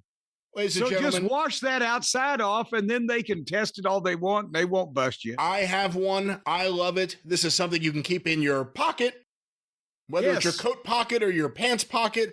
Maybe you want to hide it in your sock, whatever it may be. Let's live in a world where... Maybe you want to pick a pocket. No, again, don't do that. Because you got to pick a pocket or two. You don't have to pick a pocket or two, Jim. Well, that's what they said in the song in Oliver. But I'll tell you another thing. You ain't going to be able to pick this thing out of your pocket because you'll be able to tell. And then you can stop the guy and use the judo throw when you grab him by his wrist because he's got his hand up your ass in your pocket, and you just turn sideways and you throw him down, and then you take the Ridge wallet, put the one corner next to his Adam's apple, and you don't do that. You also don't recommend the listeners do that. What you do is you tell the listeners that take those credit cards out of your wallet, take that money out of your wallet and put it in a brand new, awesome... And buy a wallet. Take the money out of your wallet and buy a new wallet with it, folks. From Ridge. And right now... From Ridge. From Ridge, because the Ridge wallets are the best wallets to spend your money in your wallet on. Just go right now to Ridge, RIDGE.com, and use the code JCE. You're going to get 10% off this thing. It's got a 99-day risk-free trial, a lifetime warranty, free shipping. They're not just about wallets. They've got everyday essentials, key cases, suitcases, all kinds of lawsuits as well as suitcases. And rings. They make rings. You can put them through anything you got that's pierced or just... What? Just stick it through various parts of your body. Ladies and gentlemen, again, back to the core functionality of the Ridge wallet. Ridge.com. Yes. The code is JCE. 10% off when you use that code, and then let them know that we told you about all the things you can do with a Ridge wallet. And again, as I mentioned, I think last week on the program, if you're going to jail, you don't even have to stick this thing all the way up. No. You just put it in between your ass cheeks, and it's flat. You see, what Jim was doing was reciting lyrics for a song he's working on. I was trying to work on the music, ladies and gentlemen. But what Jim is really trying to say is, funny stories aside, funny to the perverse, but funny stories aside, what we're talking about here is a wallet that you could use for everyday life, for everyday people. Ridge, one more final time without any additional features discussed this week, Jim. What's that promo code? Once again, then that's ridge.com, promo code JCE, 10% off, and tell them we sent you. I've got an email. I know this is your show, but this centers around you or part of you, potentially. Can I tell you some of this? Yeah, which part? My foot? Well, no, it's what's My in knee? between. No, not your left knee, not your right knee, not even your weenie. It's Hey. what's in between your ears there, pal. Your voluminous wrestling knowledge. Okay. Thank you. Ensconced in that big giant bucket head of you. But Well, recently, hey, well, hey. anyway, I got this email. That's not nice. And this is not only one of the most, it looks like a resume, like you would submit to a fine firm to be hired, and it's typed in all the right ways, and it's from John Ayau. Do you know he's from Flushing, Michigan? John Ayau. Do you know him? I'm not sure if I know him at all because I'm not exactly sure what the hell you're saying. How do you spell the last name? Well, it's John, as in John, Right? A, period, as in A-U-E. John Ayau. As Now that you spell it out, you were saying it right. It turns out. yeah. But anyway, he type to James E. Cornett, CEO of Cornett's Collectibles, to the post office box. It dated 8 August 2024, and he's from Michigan, not one of those weirdos over there across the pond that backs the fucking dates up backwards the wrong way. And he thanked us for keeping the history of wrestling alive, enjoying the look back at Mid-South 1984. We're going to do another one of those very shortly. The discussions of wrestling territory history that come out of Guess the Program are fascinating. My favorite part of the programs, which we do it often on this fine drive-through. And John said that since it's his favorite segment, Guess the Program, he decided to pitch in. He says, I have a rather small collection, but the hours of enjoyment you and Brian have provided parting with this program is the least I could do. And he says, I do not think this program will stump Brian. But we shall find out, because now, ladies and gentlemen... Because Jim was given the answers.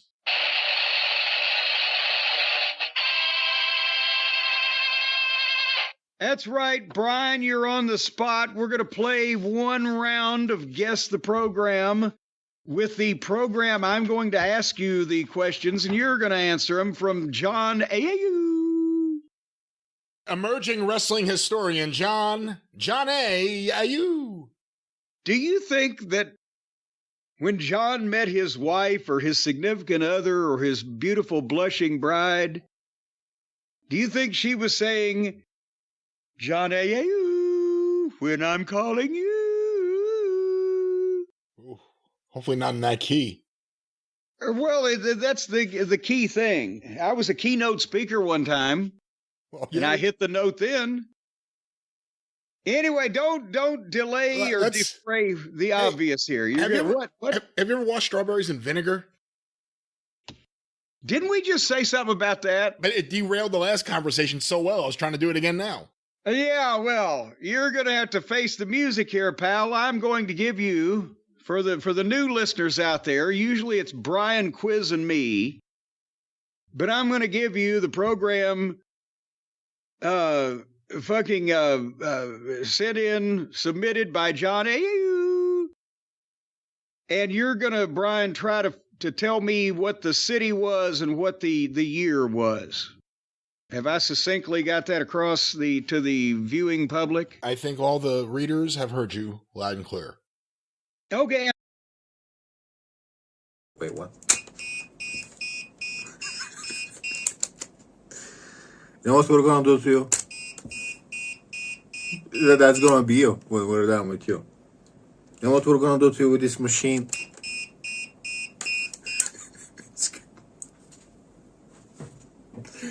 Beep, beep, beep. You know what's gonna happen to you, Ray Ripley? Give me your tongue. We're gonna zap you. Look what it says in here. Danger. That's what's gonna happen when you don't cooperate. Danger, my dear girl. When you don't cooperate with the SS forces. Warning. This is for Eric. This is for you. Warning.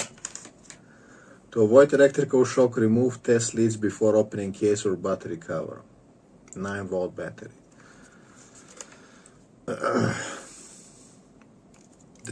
My dear Eric, there is a 9-volt battery inside. Do you know where it's going? Do you know where it's gonna go? Huh?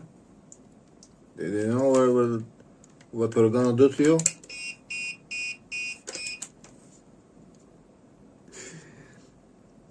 First we're gonna measure your voltage. Then we're gonna measure your amperage. And then when we're done with you, we're gonna measure your resistance.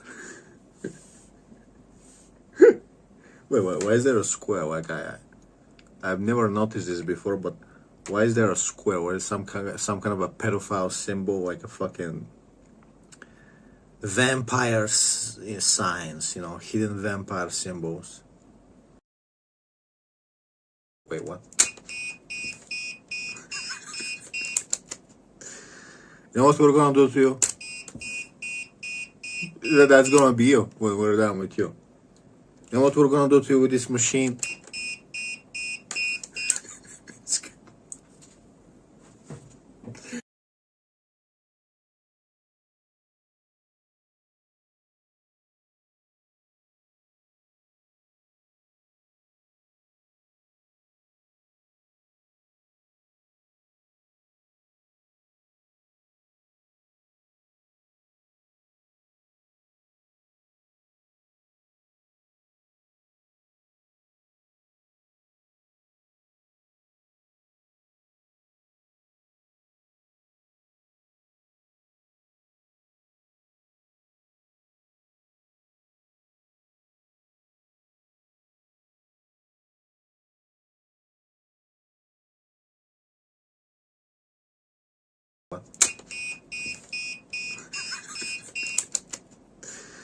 You know what we're gonna do to you?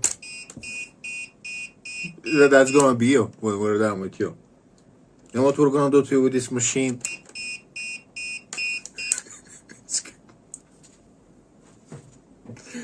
Beep, beep, beep. You know what's gonna happen to you, Ray Ripley? Give me your tongue. We're gonna zap you. Look what it says in here. Danger. That's what's gonna happen when you don't cooperate. Danger, my dear girl. When you don't cooperate with the SS forces. Warning. This is for Eric. This is for you. Warning. To avoid electrical shock, remove test leads before opening case or battery cover. 9-volt battery.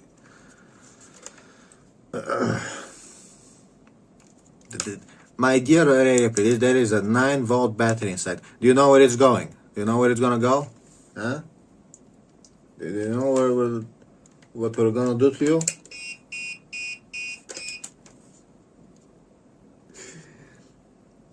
First we're gonna measure your voltage. Then we're gonna measure your amperage. And then when we're done with you, we're gonna measure your resistance. Wait, why is there a square? Like I've never noticed this before, but why is there a square? Where is some kind of a pedophile symbol, like a fucking vampire signs, you know, hidden vampire symbols.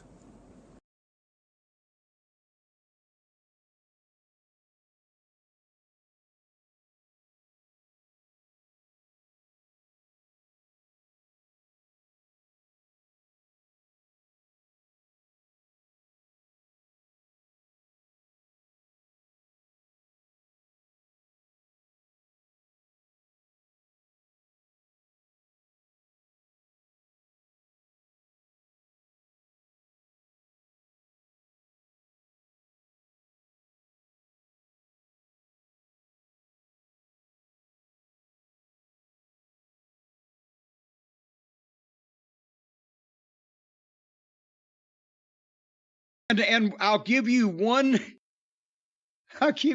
clue as to where this might be, because The person that owned this originally had like marked the, like the fans used to a lot. They'd check mark the winner or X the loser or circle or whatever, make little notes, right, of who won and who lost and what happened. And when it says all bouts under the supervision of the State Athletic Commission, it names the chairman, and the guy is written underneath it, blind man. I guess he was sitting there and introduced to the people, and he was just waving in the air because he was a blind man, and they decided to make note of this. But I've never seen that before. Obviously, Leroy McGurk was not the chairman of the State Athletic Commission. But anyway, are you ready for the opening match, Brian? You got your notepad out. You ready to go? That's a great thing that no one's ever done on wrestling TV. The head of the referees is here, and he's blind. Yes, and he's blind. Who's that blind man? Ah, it's the house detective at the Grand Hotel. All right, let's go. Let's do this. All right, the opening match, El Bracero from Mexico City versus the Wild Man from parts unknown. The second event, Billy Red Lions from Canada versus Jay York from Alaska. The third event, George the Animal Steel from Pittsburgh, Pennsylvania versus Thunderbolt Patterson from Los Angeles, California. Okay, this could still technically be where I thought it may be. George Steele's a little bit of a surprise there for where I was thinking at first, but keep going. And we're following with a tag team match, playa, which pits Don Fargo from Chicago, Illinois, at least that's what they claimed at the time, and Rene Goulet, who was billed from Mexico. That's a twist. I've never heard that before. I think that's obviously a noted luchador, Rene Goulet. Noted luchador, Frenchman Rene Goulet.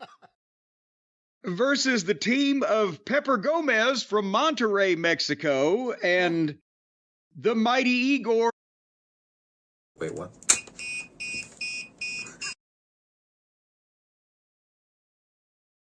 Wait, what? You know what we're gonna do to you? That's gonna be you when we're done with you. You know what we're gonna do to you with this machine?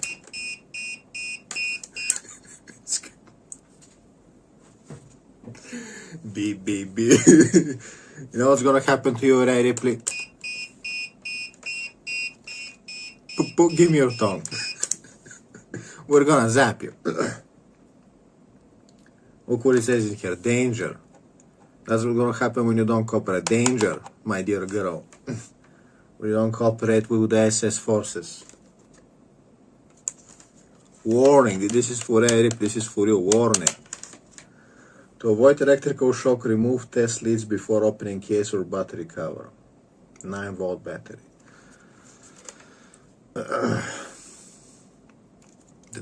My dear Ray Ripley, there is a 9-volt battery inside. Do you know where it's going? Do you know where it's gonna go? Huh? Do you know what we're gonna do to you?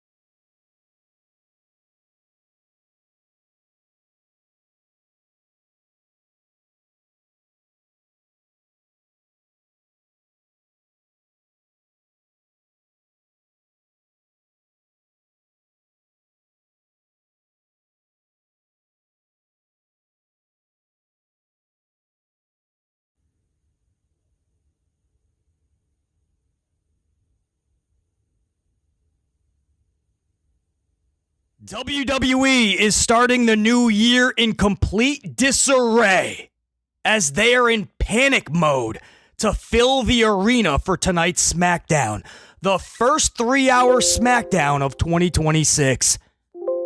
I want to take you guys inside of the Key Bank Center in Buffalo where tonight's SmackDown will be held. I want to show you a live map of the arena and the tickets still available. Now, we are just a few hours away from SmackDown.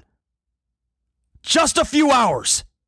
And this is a live look at all of the tickets still available. Now, mind you, these are just the hundreds of tickets still available up front on Ticketmaster. There are hundreds more on third-party sites and straight scalping outside of the Key Bank Center in Buffalo.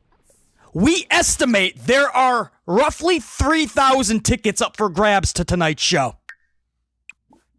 Now, I want to show you this. I want to show you this map. Again, we're just a few hours away from showtime.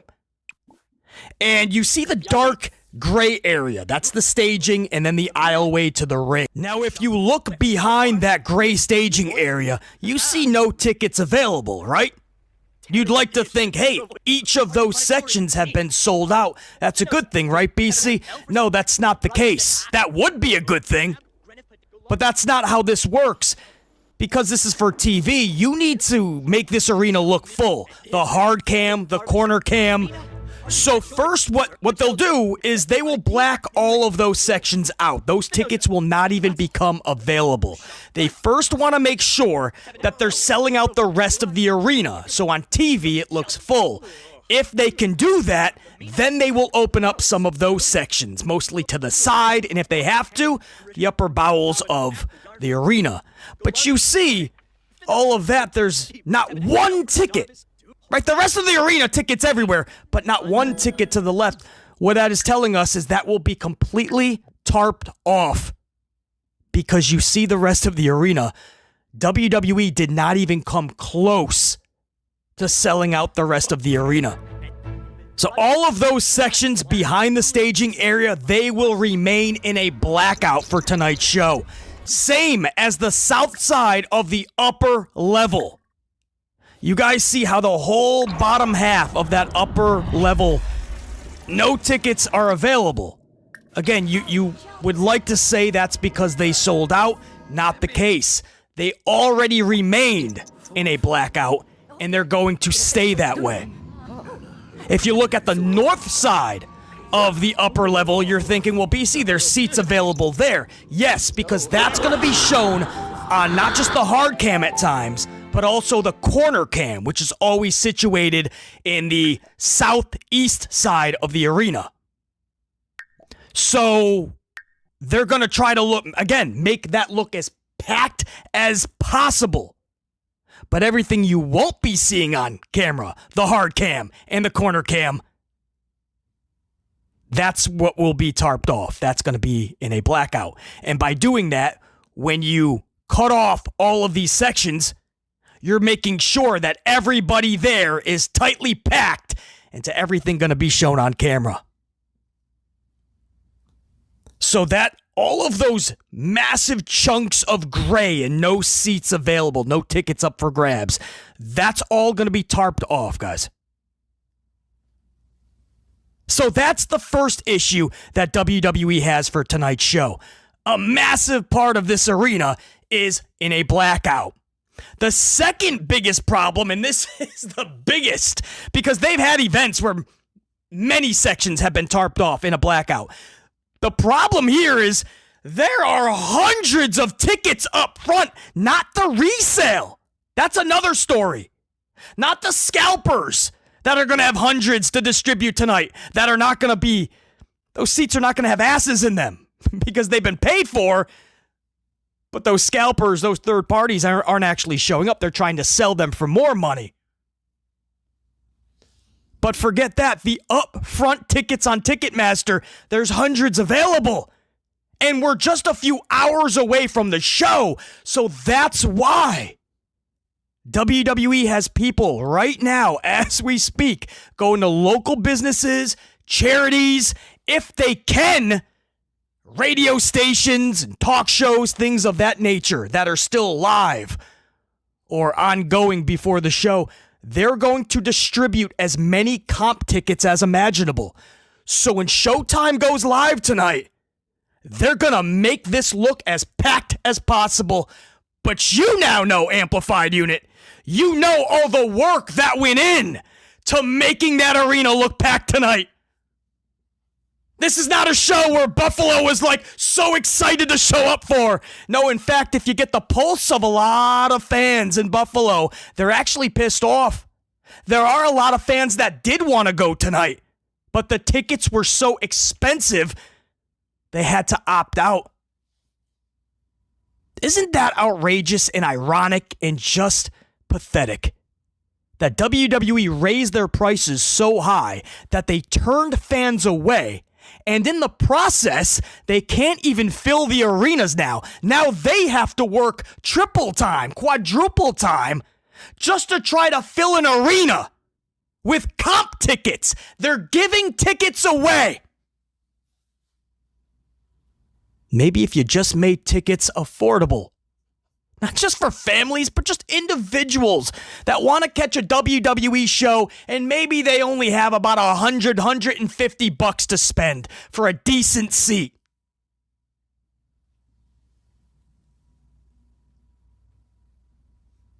This is outrageous that there are this many seats available when you already have nearly 40% of the arena tarped off in a blackout. You're already working with only 60 to 70% of the arena, and you can't even fill it. So guys, this is an arena. The Key Bank Center can fill, for a pro wrestling show, 16,000 fans. We believe, this is a rough estimate, 3,000 seats are going to be blacked out, roughly. And then we believe that with the scalping, with the third party, with the upfront for Ticketmaster, we believe 3,000 tickets, another 3,000, are going to be unsold. Or as of now anyway, are unsold. So WWE is basically right now trying to fill a 16,000 plus seat arena for pro wrestling. They're trying to fill it with 10,000. What happened to all those sellouts that they were bragging about 2 years ago? You didn't hear too much last year. But in 2024, that's all you heard about, right? Record revenue, and WWE is having consistent sellouts. Remember BC told you in 2024? This isn't a pat on the back, by the way. But just again, funny, ironic. It's actually pathetic that I called this years ago. But I told you guys, I said, if they continue with this business model, within one calendar year, it will begin to backfire. And that's what happened in 2025. All those consistent sellouts, they were maybe getting one or two a month. Maybe. Actual, by the way. Not what Michael Cole and Joe Tessitore were claiming. And then 72 hours later, when the city puts out their reports and you see that they were hundreds and sometimes thousands away from an actual sellout. But what happened to all those sellouts? Even when they went internationally, even when they left the U.S., all of those countries that were so eager to spend whatever WWE was asking because they were starving for pro wrestling's WWE, right? They don't get to see it often. You name the price, we'll pay it. You say jump, we'll say how high. But even those countries, they couldn't even sell out most of those international shows. That was 2025. Oh, how the mighty had fallen from just 2024 to 2025. And we're starting 2026 this way. Hunter Hearst Helmsley, Paul Levesque McMahon, the doofus son-in-law. He better be thanking his lucky stars right now that Netflix is trying to go all out for this season debut. The first Raw of 2026 this Monday. So much that they're bringing in the Stranger Things cast. It's going to be a Stranger Things Raw this Monday because that's their number one hit on Netflix. Monday Night Raw is currently struggling mightily. Netflix has been furious with WWE the entire year, which is bad because it's only their first year in their partnership and they're already furious with WWE. They just got beat out. WWE just got beat out, kicked out of the top 10 by a burning log screensaver. That's in my last upload if you guys caught that. So they're like, maybe we can infuse Stranger Things and maybe try to give you guys a little bit of extra audience. And Helmsley's in his bag of tricks. Cheap pops, right? We're hearing Chris Jericho could be showing up. So you get the cheap pop, you'll have a bunch of brawls. You got your title matches planned. Probably have a title change. No interesting or real storylines. Nothing will make sense. Nobody will care about any of it. But you'll have a title change to talk about. You'll have a cheap pop return to talk about. And a few situations will have wrestlers brawling to make it look chaotic. That's Helmsley's booking. Brawl, cheap pop, title change, repeat. And then they lead into, so after Netflix is trying their hardest to try to help WWE, give them a whole Stranger Things crossover, then it's WrestleMania season. If you can't start filling up these arenas and getting your audience excited for this product, you thought 2025 was bad? 2026 is about to say, hold our coffee. In case you guys are wondering what they're planning for tonight's 3-hour smash. Sorry, you thought 2 hours was bad. Now it's 3 hours again. If you guys are wondering what they're planning tonight, Chelsea Green versus Julia once again. They had a match a couple months ago. This is a heel versus a heel, and you wonder why nobody cares about any of this. A heel versus a heel. And Chelsea defeated Julia. Out-heeled her. Didn't just beat her and took her title, the U.S. title, but she had her feet on the ropes. So it's always a good thing to take a heel and have them get out-heeled by another heel, right? And then you wonder why Julia has crickets when she comes down the aisle. Because of poor booking. At least give her a chance and put her in the right spots. You have another heel beating her for the title and cheating to do it. And then the last 2 months, they've just been bickering and fighting and brawling. And now tonight, you're going to get them again. What happens, guys? Is Julia getting her title back? So what was all this for? A heel versus a heel, multi-month situation, because it's not even a storyline. Just a situation that Helmsley once again botched. You can have Chelsea a heel having a story with a face. You can have Julia the champion heel in a storyline with a face, so when she loses the title, it's a face. So she gets to keep that heel dignity and maybe get over as a heel during all this time. None of it makes sense, guys. And you're getting that matchup again. Same thing we just saw a couple months ago. It's heel versus heel still. And I'm not even done. They're also advertising. You know, you hear this, and it all makes sense, right? It ain't just tickets were expensive, so now WWE has to give them away. No, a lot of these fans probably heard the card and said, why would I pay a dime for this? They should pay me to show up, which is basically what they're doing. If they can't give these tickets away, they'll probably start paying people outside the Key Bank Center in Buffalo. But listen to this match tonight. An 8-woman tag match. Tell me if this sounds familiar. Alexa and Charlie with Io and Rhea facing Nia and Lashua Legend. And who's the other ones? The Kabukis. The Kabukis, Nia and Lash versus Alexa, Charlie, Io, Rhea. Guys, wasn't this War Games? Several months ago, wasn't this War Games? I think you just added, what, Becky Lynch and AJ Lee, and I'm pretty sure that was War Games, or close to it. So how do you go from War Games That's supposed to settle everything. I mean, that's supposed to be the be-all, end-all, right? If you're in a double cage, double ring, double cage, it's called War Games, you probably shouldn't be battling too much afterwards, right? Because that's like going to a restaurant and as your appetizer, ordering a Wagyu beefsteak. And then for your main course, a Cobb salad. Or a Caesar salad. The steak doesn't come before. What are you talking about? So they're in War Games. And ever since, they've all been bickering nonstop. And they're all going to be there in the same exact match. Now, no double ring, no double cage. We're just seeing War Games, but de-amplified.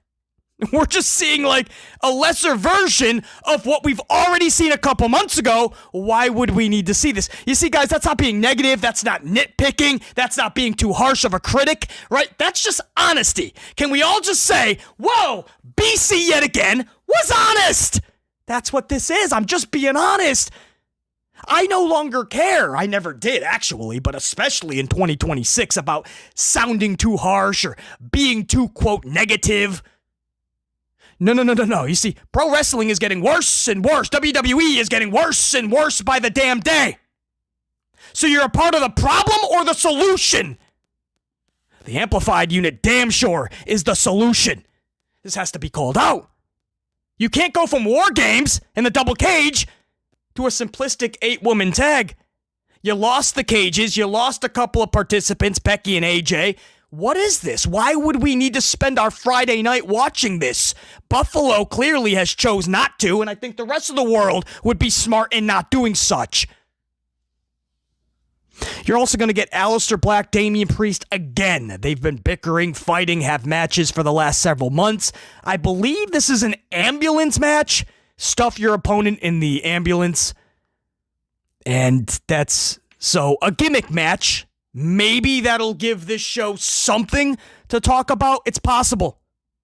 It's a rematch. We've already seen them. We've seen them in a Falls Count Anywhere match. I think that's when Zelina came and threw the fireball at Damian.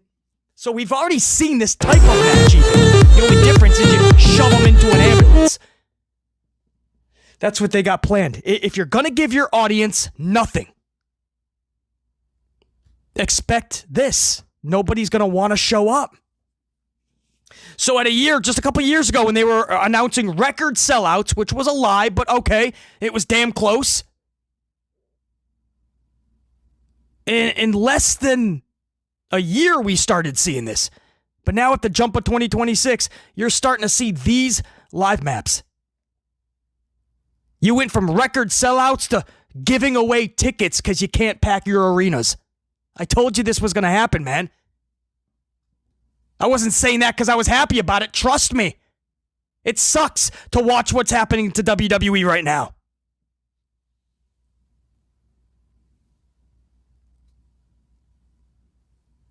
This is where they are at.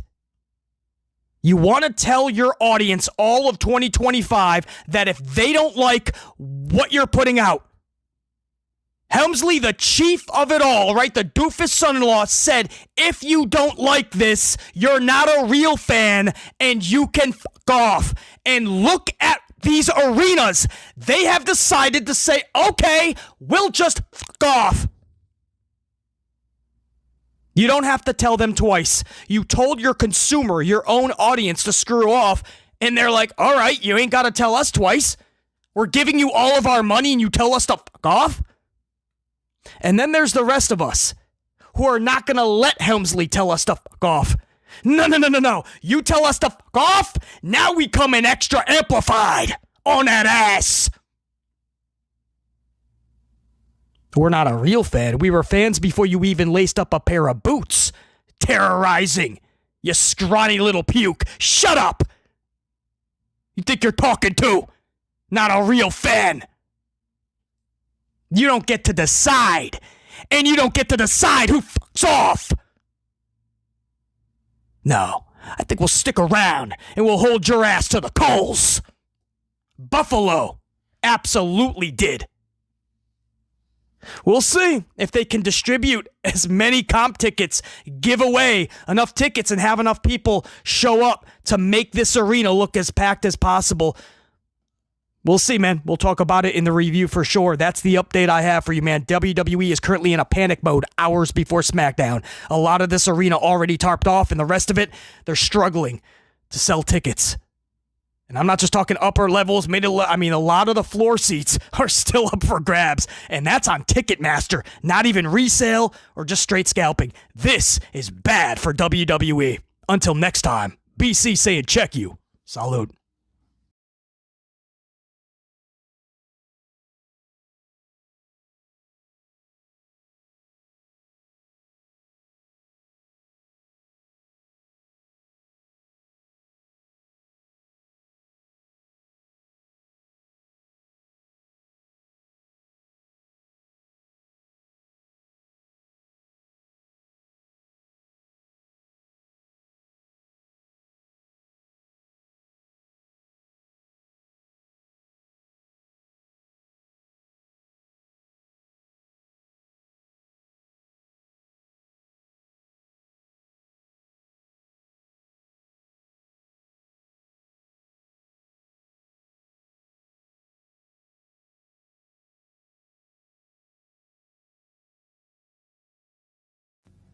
The tornado has knocked out all my power.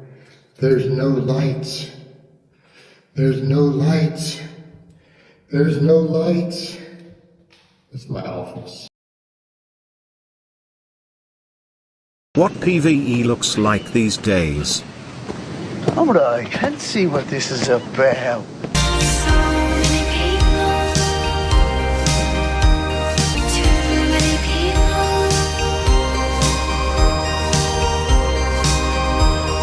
What PvP looks like these days. We are gathered here today to mourn the death of Evolution, aka The Vision. It was born in 2025. It died in 2025. This was the shortest faction in history. They might be gone, but they would never be forgotten. Psych! We're gonna act like this group never existed. They pull it back! Bro, only 6 months and it's over? Man, it seems like they just came up with the name The Vision a few weeks ago. This faction was in and out like a robbery, man. This faction came and then broke down faster than ice cream machine at McDonald's. This faction lasted shorter than my performance in the bedroom. I'm thinking it's gonna happen months down the line, maybe 2026, you know, long-term booking by Mr. Triple H. But it happened that night. My God, man, the ending, man. Braun Breaker's spirit, Seth Rollins. And to completely destroy the group called Evolution.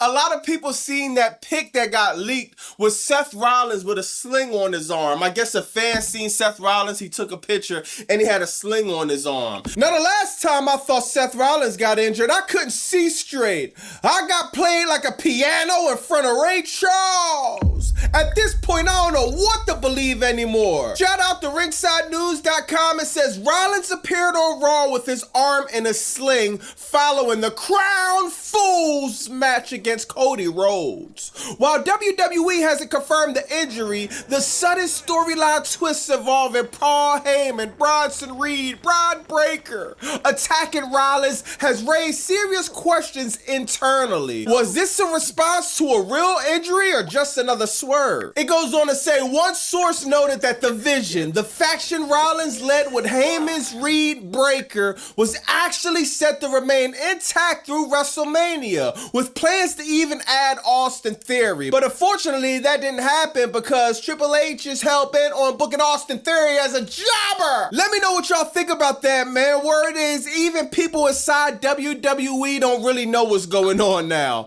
Honestly, I think it's better that way. The second too many people find out, the leaks start flying, the dirt sheets run wild, and we lose moments like this. We complain all the time how this is the worst version of Paul Heyman, how Braun Breaker was doing better without the Vision. Bronson Reed, remember he tsunami Seth Rollins 10 times a few months behind. They were doing better without the Vision. Behind Seth Rollins, they was looking like Seth Rollins cheerleaders.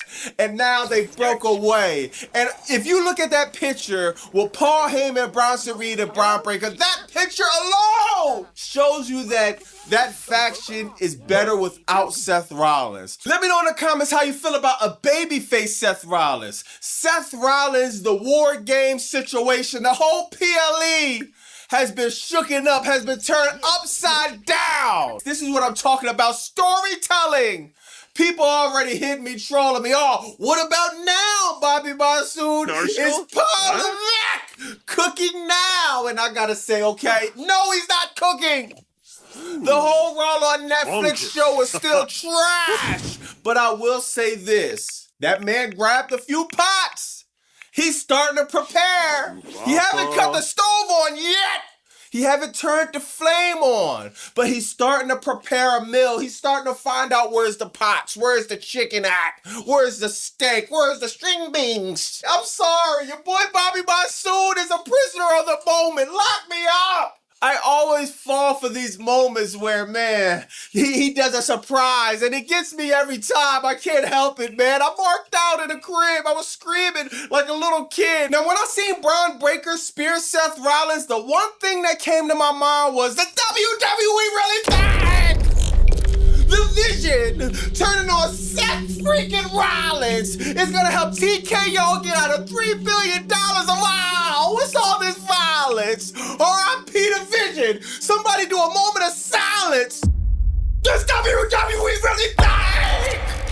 Seth Rollins getting stabbed in the back by the Vision is gonna help TKO get out of $3 billion of all. It ain't gonna help him get out of it all. The $3 billion of debt. This ad is brought to you because of the $3 billion of debt. T-shirt is here, man, exclusively on BobbyMonsoon.com. The $3 billion of debt T-shirt, man. I want to thank everyone who purchased the Paul Levesque merchandise. I want to thank everyone watching and supporting the channel. Thank you from the bottom of my heart. The channel is nothing without you, man. BobbyMonsoon.com. $3 billion a debt T-shirt. Now back to the content.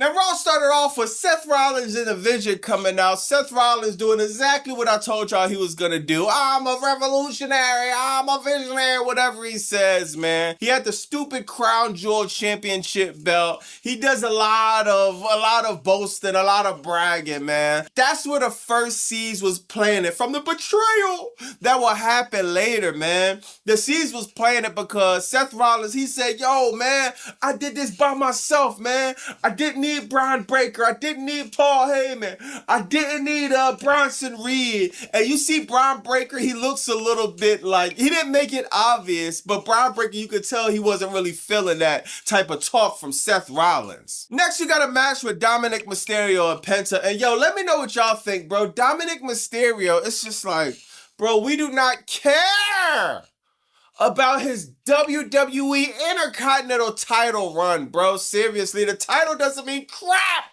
anymore, dog. Like, what are we doing? Why do we care about Dominic versus Penta?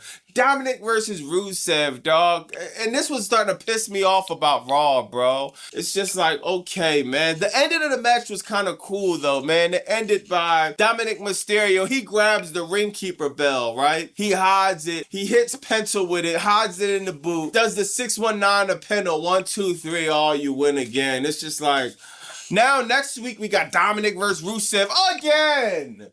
And I don't know about y'all, but I don't like this storyline, dog. I just wish the Intercontinental Championship means that you're the runner-up to get the WWE Undisputed or World Heavyweight Championship. Now the Intercontinental Championship just means the Championship of Jobbers. I don't know. Let me know what y'all think. Am I bugging, dog? Like, I don't care about this Dominic feud. Now, the next match, you got Rhea Ripley versus Kairi Sane. And, bro...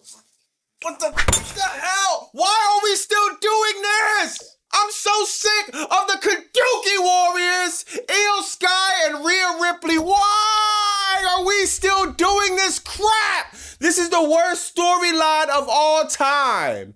You mean to tell me you're in Australia? You're literally in Perth, Rhea Ripley's hometown. You can't think of nothing to do better than put her in a match with Kairi Sane. I told Paula Vick to leave this stupid ass storyline in Australia, and it seems like he's not gonna do that. Let me guess. This is gonna go all the way to War Games, isn't it? If Io Sky and Rhea Ripley, if they want to be tag teams and get the tag team titles, I don't care. Just the whole Kabuki Warriors, the stupid acting, it's just like, come on, give me a break. Give me a break. Now the next match, you got Bronson Reed versus Jimmy Uso. And of course, Jimmy Uso loses. Jimmy Uso, I don't remember the last time he ever won a singles match, man. But Bronson Reed destroyed Jimmy Uso, bro. Ripped his shirt off. He had his tape ribs, ripped the tape ribs off. Started beating his ribs up. Tsunami! Boom! On the bruised ribs of Jimmy Uso. Then Braun Breaker, you know, he comes out. They start about to beat up Jimmy Uso. Jey Uso comes out, right? So then they start attacking Jey Uso. I'm gonna be real, I was kind of let down with this storyline, man. I thought Roman Reigns and the Usos, I thought that was gonna progress somehow. I thought the Usos was probably gonna talk more about Roman Reigns, but to be honest, the Usos need Roman Reigns there to be really, really, really interesting to that next level. They're cool to be interested to that next level, to be entertaining to that next level. They desperately need Roman Reigns in that backstage segments because it just meant nothing now. Next, we got a match that we basically seen 165,526 times. Lyra Valkyria, Bayley, Roxanne Perez, Raquel Rodriguez. Oh my God, how many times we gonna say the same match? The same four people just switched up in different ways. Do you put a name in a hat and you just juggle it all around and you pick the names out of these four people every week? I'm so sick of this tag match stuff. I'm so sick of cringe Bayley. And it's just like, come on, bro. Seriously, that's what we're doing? The highlight of the match was Lyra Valkyria slapping Bayley. Oh, Bayley does the Sami Zayn, Hulk Hogan, Hulk up. Oh, she beats everybody up. Good way to bury Raquel Rodriguez. This is one of the strongest women on your roster. One of the tallest, just a dominant woman on the roster. And she gets beat up by crazy Bayley every other week. Speaking of Raquel Rodriguez getting buried, like, I don't get it. Why is Stephanie Valkyrie coming out arguing with Roxanne Perez? You could just look at Stephanie Valkyrie and Roxanne Perez. You could tell that Roxanne Perez is going to lose. Why are we even doing this? I feel like Raquel Rodriguez poses a way bigger threat to Stephanie Valkyrie as women's world champion. Just her stature, she's towering over her. It seems like a bigger challenge. I don't know why they're doing this. And it's just horrible, bro. Seriously. After that, you got the triple threat match for the #1 contender championship. You got LA Nightlight, Sam Skunk, and Jey Uso, man. And man, we know what happened, man. CM Punk, he comes out on top as the winner. That was a solid triple threat match. I'm just happy it wasn't a tag match for the main event. I'll take a triple threat match for the #1 contender. I'll take that. It was very predictable, but I can't complain because after that, it came one of the most unpredictable things we're probably going to see this year, which is Seth Rollins getting kicked out of the Vision, man. That was crazy, dog. But they had a solid triple threat match. LA Nightlight, it's the same stuff every single week. Getting buried time and time again, man. And it's like, why not put the Intercontinental title on LA Knight? Why not have them have the US title?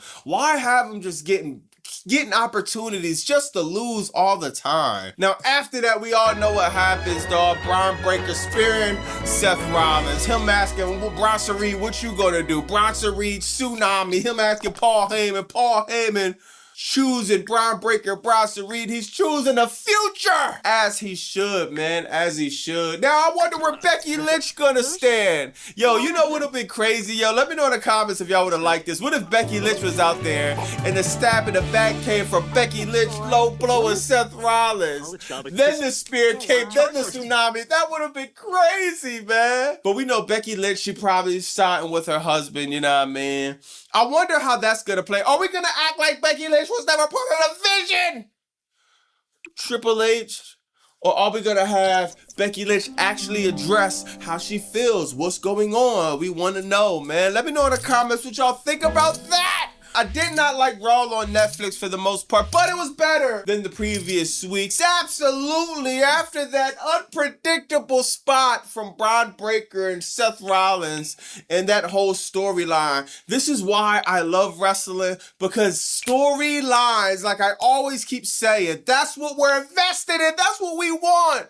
We want stories. We want to know what's going to happen next week. I can't remember the last time I seen Raw on Netflix and I wanted to wait the next week. I'm actually interested into next week. How is this going to play out? What are they going to do? Are they going to drop the ball? Or they're going to pick it up and run it to the promised land? Let me know what you think about that. What do you think about Seth Rollins? His shoulder, his arm, something's going on. It's hurt, man. He's injured, man. How are they going to play? Should they play? What's the best way to book this from here on out, man? Let me know in the comments what you think about that. It's Bobby Monsoon 215. Like, comment, subscribe. Bang!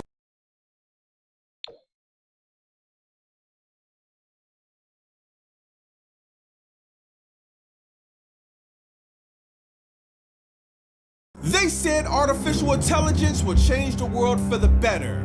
They promised breakthroughs in medicine, innovation in science, and discoveries that will redefine humanity itself.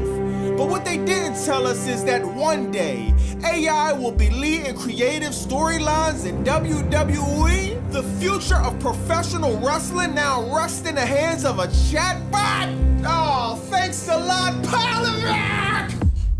AKA Lazy Levesque, AKA Triple H, Triple GPT. Man, this Lazy Levesque thing started off as a joke, but it quickly became a sick reality. Y'all remember back in the day, John Cena, he did the Word Life gimmick. They was calling him Dr. Thugonomics. Who would have knew we fast forward to 2025 and Triple H gimmick will be Dr. Robotics.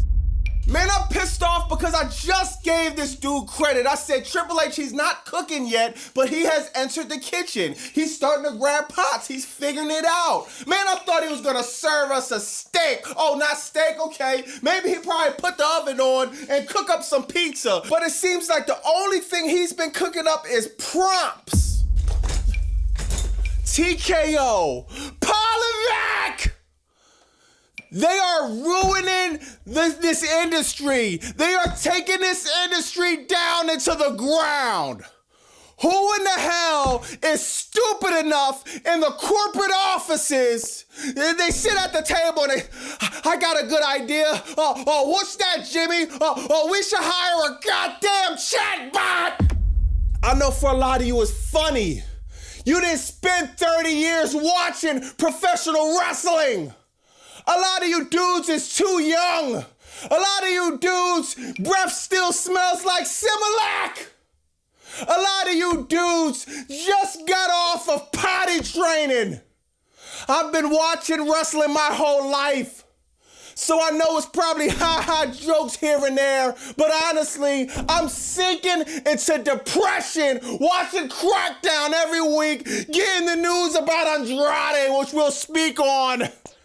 And I gotta hear then now, right? Like my life isn't horrible enough, right? Like I'm not already having a bad enough time trying to explain to people why I'm spending my Friday nights watching this crap that's creative directive is a chatbot. Oh, F it, this WWE really died.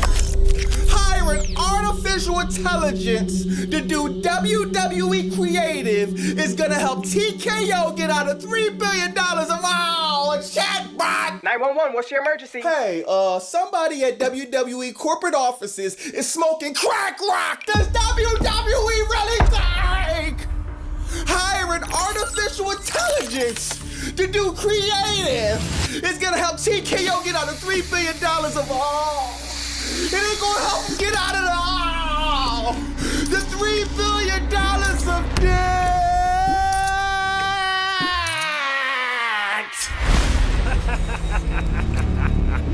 This ad is brought to you because of the $3 billion of debt. T-shirt is here, man, exclusively on BobbyMonsoon.com. The $3 billion of debt T-shirt, man. I want to thank everyone who purchased the Paula Vick merchandise. I want to thank everyone watching and supporting the channel. Thank you from the bottom of my heart. The channel is nothing without you, man. BobbyMonsoon.com. $3 billion a debt T-shirt. Now back to the content. My bad, y'all. My bad. Okay. I got a little bit carried away. But let's get back on track, okay? Andrade! Oh my God, man, bro, what is going on? Shout out to Wrestle Ops. They put out a tweet saying the holdup with Andrade right now is reportedly due to new TKO contracts that have a clause where if you are fired for cause or breach, there is a 1-year non-compete. The older contracts were said to have this, but now it's standard. Bro, this is crazy. 365 days without pay! This is ridiculous. By the time Andrade's contract is up, the man is gonna be homeless. He went from WWE to AEW, to WWE to AEW. Now the next 3 letters he's gonna be affiliated with is EBT. He's gonna need food stamps. TKO is trying to leave Andrade broke, busted, and disgusted. When it's all said and done, he ain't gonna have a pot to piss in or a window to throw it out of. This is insane, bro. And I don't know if y'all follow me on Instagram or TikTok. If you don't, follow me. Man, I said it on there though, dog. The only people that need to be taking 365 days on the couch is whoever's a part of creative, especially on Crackdown. And y'all know why I call it Crackdown, because you gotta be down with smoking crack to think this is a good show. Now, Crackdown started off with, it doesn't matter what Crackdown started off with. The show was trash. People keep telling me Bobby Monsoon is not just Triple H, it's Road Dogg helping him book SmackDown. Y'all remember Road Dogg from the Attitude Era? He had the entrance with the New Age Outlaws. Oh, you didn't know? Your ass better call somebody else to help you book this show because your booking sucks. You need to get out of WWE creative immediately. It makes 0 sense for you to still be booking Crackdown if you still are. If you're not, I apologize. I don't know what the hell's going on. I don't know if it's Road Dogg. I don't know if it's Paula Vick. I don't know if it's ChatGPT. I don't know who's booking this show. Cody Rhodes starts SmackDown off with a promo talking about absolutely nothing, bro. Seriously, this segment was literally nothing but filler. This is embarrassing at this point, dog. Why?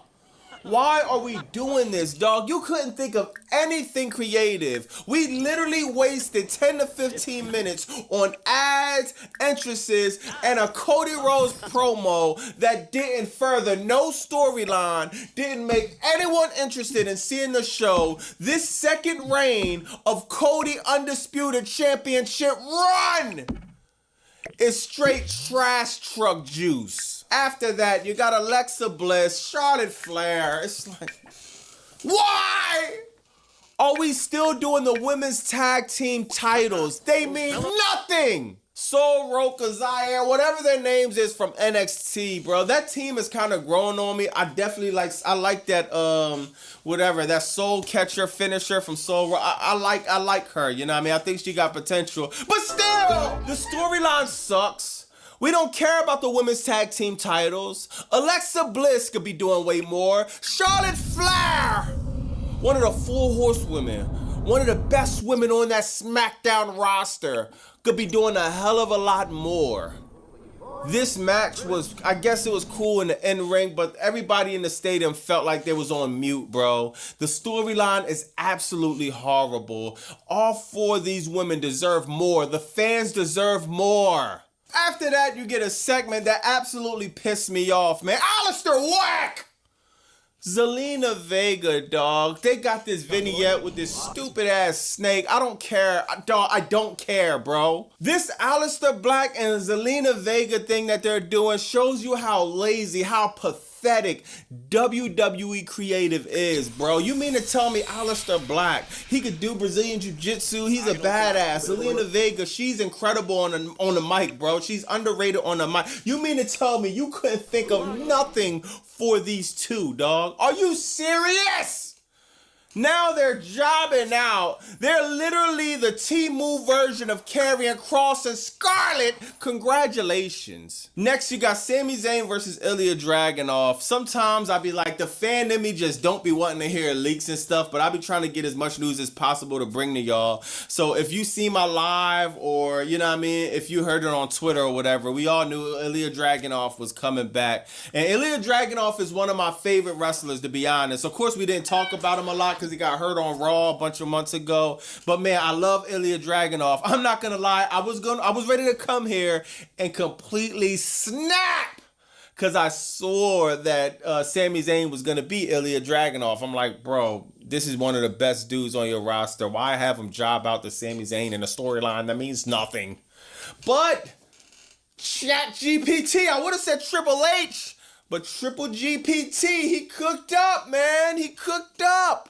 He cooked up Ilya Dragunov winning, man. And bro, this is a good decision. I don't know what anybody else feel about this, but it's extremely good to have the U.S. title off Sami Zayn on somebody like Ilya Dragunov. Just like anything else, the creative has to be good. We don't want to see Ilya Dragunov beefing with Alistair Black. We don't want to see Ilya Dragunov beefing with Grayson Waller or anybody like that. We want to see Ilya Dragunov, even if he's beefing with them people, put some storyline, put some effort around a talent like Ilya Dragunov, dog. This dude is incredible, man. Seriously. But I enjoyed that match, man. That match was incredible, dog. This was by far the best match of SmackDown. This was the highlight of SmackDown. And I know we be giving Sami Zayn a lot of crap, but we gotta shout out Sami Zayn, dog. After all these horrible SmackDowns, now I look back at it, Sami Zayn probably was the highlight of SmackDown the whole time during the US Challenge. There was absolutely no storyline. So I can't give creative that credit, but I can give credit to Sami Zayn just going out there busting his ass. Ray Phoenix, who else he fought? Alistair Black, John Cena. He lost to Ilya Dragunov. All good matches. In-ring is never the problem. Shout out to Sami Zayn for carrying us. So it's not 2 hours of complete boredom. We got about an hour and 50 minutes of boredom though, so shout out to him. Now after the match was over, you had a surprise attack from the bum line, Solo Sikoa, Bachaloa, Jeff Cobb, Pakuta Matata. They come out and attack Sami Zayn, Ilya Dragunov, Ray Phoenix. Still no explanation from anybody of why they decided to paint their face. Also no explanation of why the Wyatt shit and the bum line have heat. Dog, nobody wants to see these two factions face each other. After that, you got a match between Los Garza and the Motor City Super Soakers.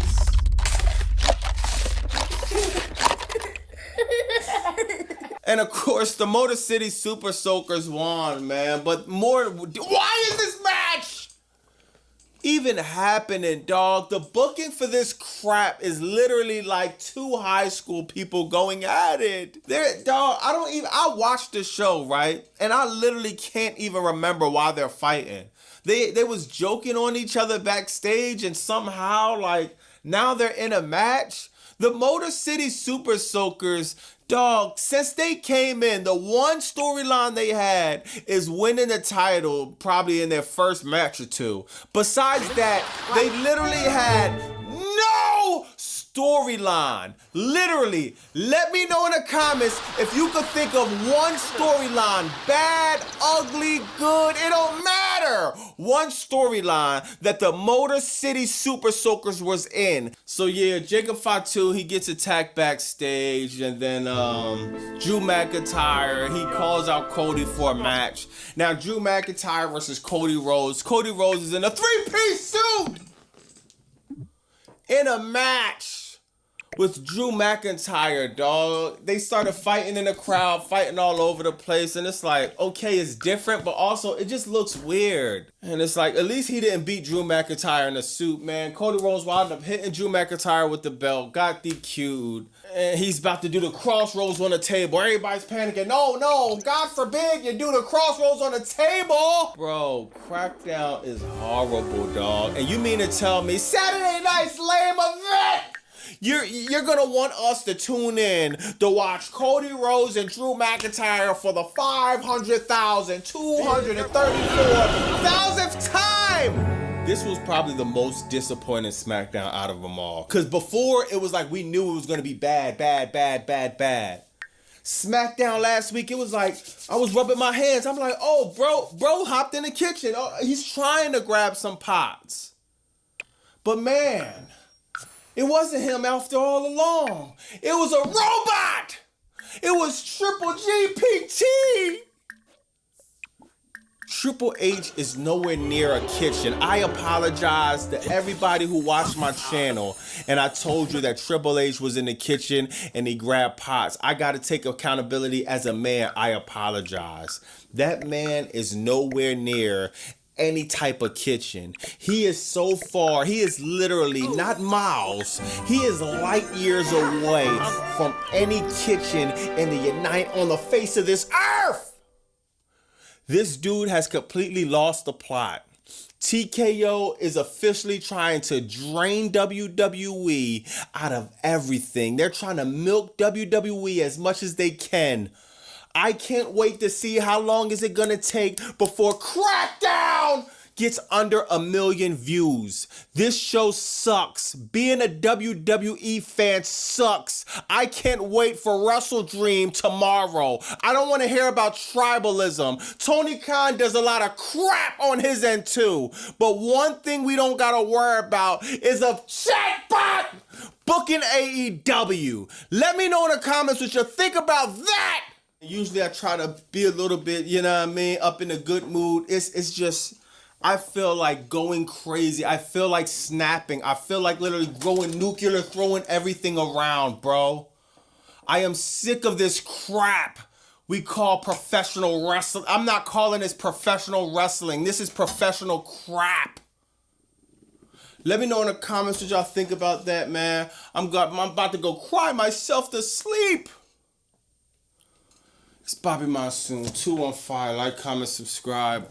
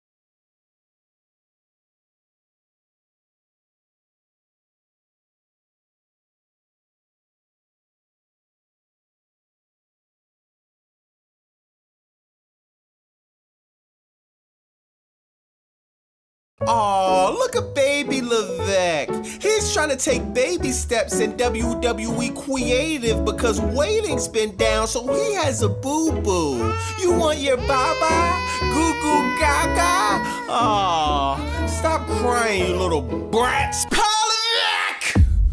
We gotta handle this dude with kid gloves because he wants to take baby steps in WWE Creative.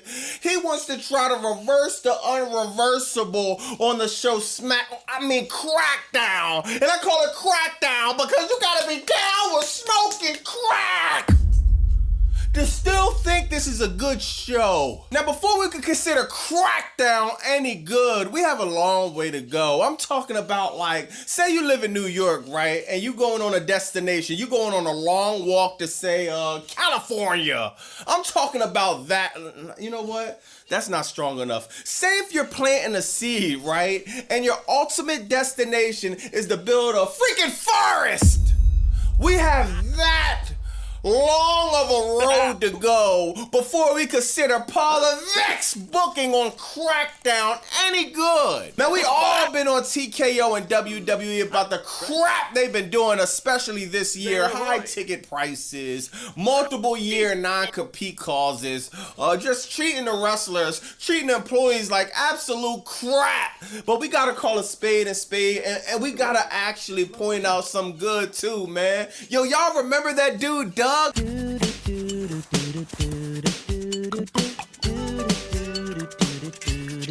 Wait, producer!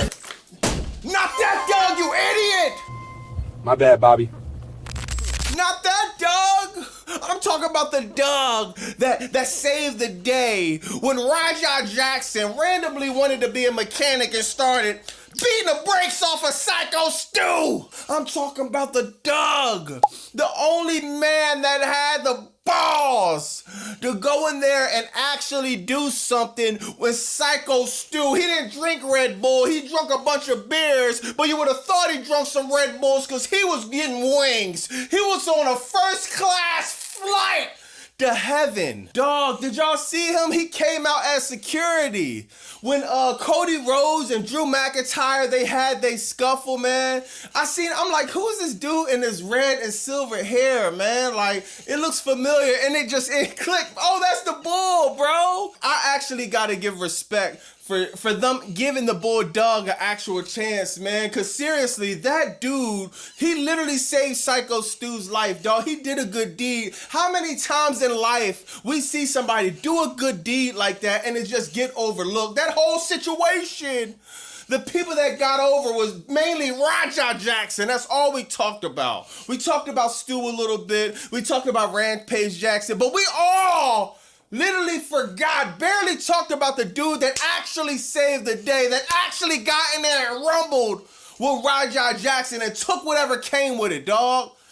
Respect, man. Whoever made that decision, I don't know if it was Paul Levesque, TKO, or I don't know who it was. But for him to get an opportunity, for him to be in the independent wrestling circuit, to even be on WWE as a security guy, if y'all don't know, a lot of them security dudes are independent wrestlers in development coming up, bro. For him to go from that to even get TV time. And if y'all don't know, bro, remember, MJF was security on NXT before, bro. I think they got other wrestlers. Y'all can let me know in the comments. Now, before we dive fully into Crackdown, I want to get in some news, man. And I just want to shout out everybody that called the 1-800-BOBBY Monsoon hotline. We got millions and millions of calls, man, concerning AJ Lee's happy ass.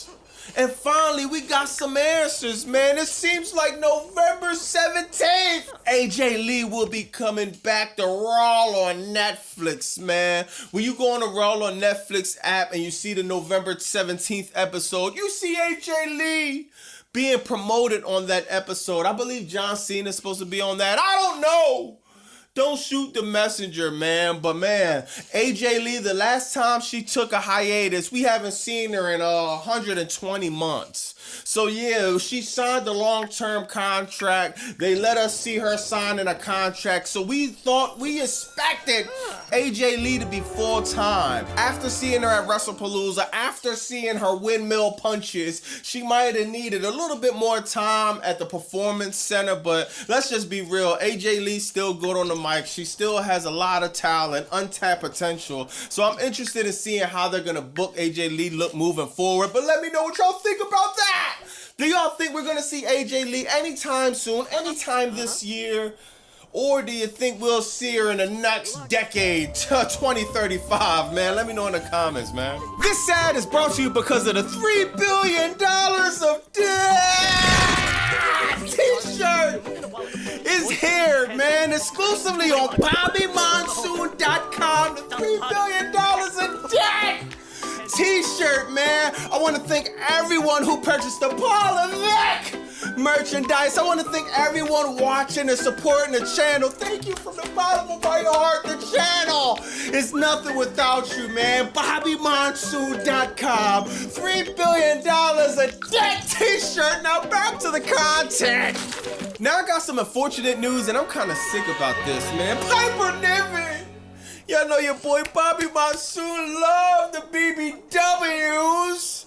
But man, dog, like, all jokes aside, dog, I hate reporting on this, man. Piper Niven, she's been out with a neck injury, right? And y'all know kind of like how the neck injury that Kevin Owens had and other wrestlers had, them neck injuries could just get very weird, dog. Piper Niven, she was doing good, man. I felt like she could have been booked a lot better like a lot of wrestlers, but she just started to get her stride with the Her service, man. She was the muscle of the Her service. Now Chelsea Green is left with Alba Fire, or whatever one she is, Alba Dawn Fire, whatever one. She's left with her, and it's just, the whole faction is just not hitting. Piper Niven was the muscle. Piper Niven is the bully, man. Like, this woman is one of my favorite women wrestlers, man. But it's some unfortunate news about her injury. Shout out to RingsideNews.com. It says, during a recent Q&A session, PW insiders Mike Johnson provided a concerning update, revealing that both Niven and WWE's medical team are still determining how to move forward. The company is said to be handling the situation delicately, exploring treatment options while trying to avoid long-term damage. Johnson described the current situation simply by saying they're trying to figure out the best course of action right now. As of now, neither Niven nor WWE has publicly commented on the severity of the injury. Those close to the situation remain cautiously hoping that she'll recover, though the road ahead could be long and uncertain. Man, hearing stories like this is unfortunate. These wrestlers put their life on the line every single night for our entertainment, man. Seriously, dog. And just to see somebody like Piper Niven, somebody that has so much more to go, just started a new character, man, just was finding her stride, deal with an unfortunate neck injury, man. It's just sick, man. Shout out to Piper Niven. Let me know in the comments what y'all think about this, bro. But we might troll wrestlers, we might make fun, you know what I mean? We might have our jokes, but we never want to hear a wrestler even to talk about career-ending injuries. It's just like, man, it's just something unfortunate, man. I really miss Piper Niven. Man, y'all know I love Piper Niven work, man. But man, shout out to Piper Niven. I'm hoping a speedy recovery. Now, Crackdown started off with Cody Rhodes and Drew McIntyre, man. Cody Rhodes, once again, bro. It's just like, oh my God, how many times he just cuts a promo about little to nothing, man. Oh, I did something last week I never done before. I hit somebody with a belt. Who cares, bro? He cuts the promo. Drew McIntyre comes out. He stands on a commentary table. He starts taking shots at the Usos. He says Jimmy Uso is like a backup to Jey Uso. He can never, you know what I mean, get his shot. Out of nowhere, Jimmy Uso comes out in all black. I'm surprised he didn't have the black hoodie like 100,000 times. He came out with the black hoodie before, but out of nowhere, Jey Uso comes out. He starts attacking Drew McIntyre. He's talking to Nick Aldis. Oh man, I need a match. I just don't need any match. Nick Aldis say, okay, I'll figure it out. Let's do a no disqualification match. So that sets up that, man. And they're trying to play off the whole storyline. Like I said in my live, the copy and paste booking. Click copy, click paste, click copy, click paste. Paul Levesque! Or Lazy Levesque. Don't you make me play that song. Lazy Levesque strikes again with the copy and paste booking, dog. Oh man, who attacked Jacob Fatu? Who knocked Jacob Fatu teeth out of his mouth? Was it Cody? Was it Jay? Was it Jimmy? Now, next was kind of annoying, bro. It's like, what is WWE doing, dog? We got Dragon Lee and AJ Styles. They literally put names in a hat and they pick out two names and put them as a tag team. Ray Phoenix, right? Ray Phoenix is obviously, he's supposed to be tagging with Penta. How about having Ray Phoenix and Penta be a tag team and actually put some prestige on the Raw tag team titles? Not have them on a random team. But then they put Ray Phoenix with Andrade. Then when they got sick of Andrade, now they got Ray Phoenix and Shinsuke Nakamura. Oh my God, man. They're just pulling shit from the sky. Like, what is this, bro? You got Ray Phoenix, Shinsuke Nakamura versus Solo Sonoa, Bachelor, Jeff Cobb. Oh, excuse me, y'all, I got allergies. Hakuna Matata! The Bum Line! The Insane Clown Posse!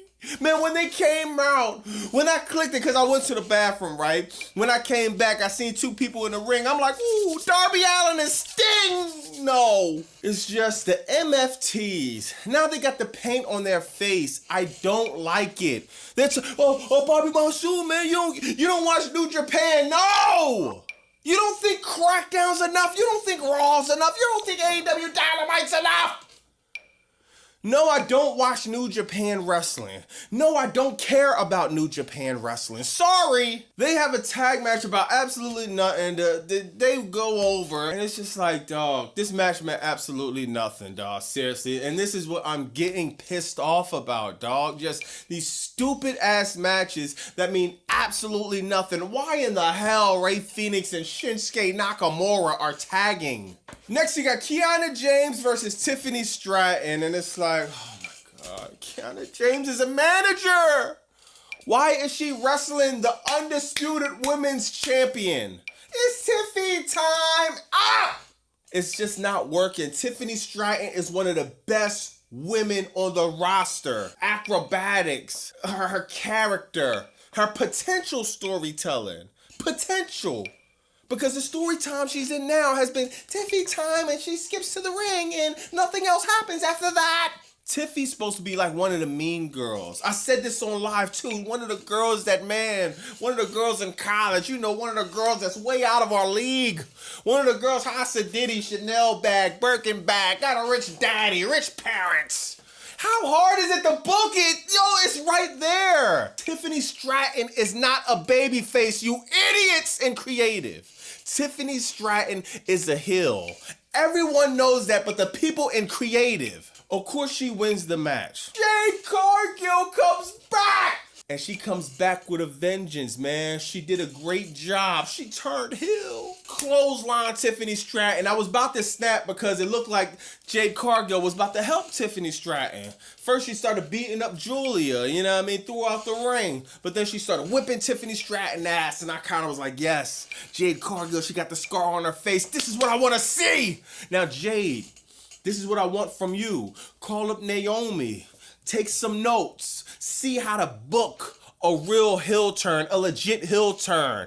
Nobody don't want to see Jade Cargill heel. You thought Naomi was bad. Man, Jade Cargill could be just as bad. She's husky. She looks like she's dominant, dog. She can really cause damage. She got the scar on her face now. I will be cutting mean promos. I'll be talking crap. All of that. They booked the match Jade Cargill versus Tiffany Stratton. Saturday Night's Lame Event. Put the title on Jade Cargill. People say she's not ready. People can say whatever, dog. Jade Cargill has been improving leaps and bounds since she got in the WWE. I don't want to hear nothing about nothing, bro. If you put the title on Tiffany Stratton, you put the title on whoever else, Jade Cargill could get a shot.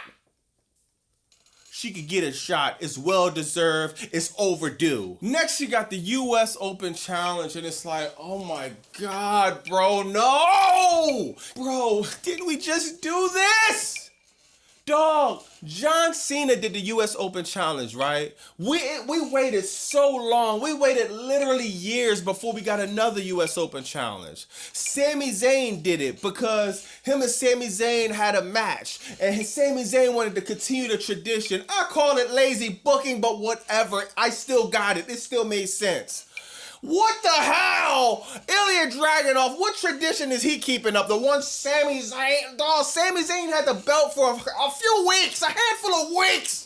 What tradition, what torch are you getting passed to, dog? This is lazy booking. I like Ilya Dragunov, dog. One of my favorite wrestlers, one of my favorite workers, dog. I love this dude, man. I want to see some storylines with Ilya Dragunov. He was just gone all these months. Now he comes back. Now his storyline is, oh, the U.S. champion. You get a shot. You get a shot. You get a shot.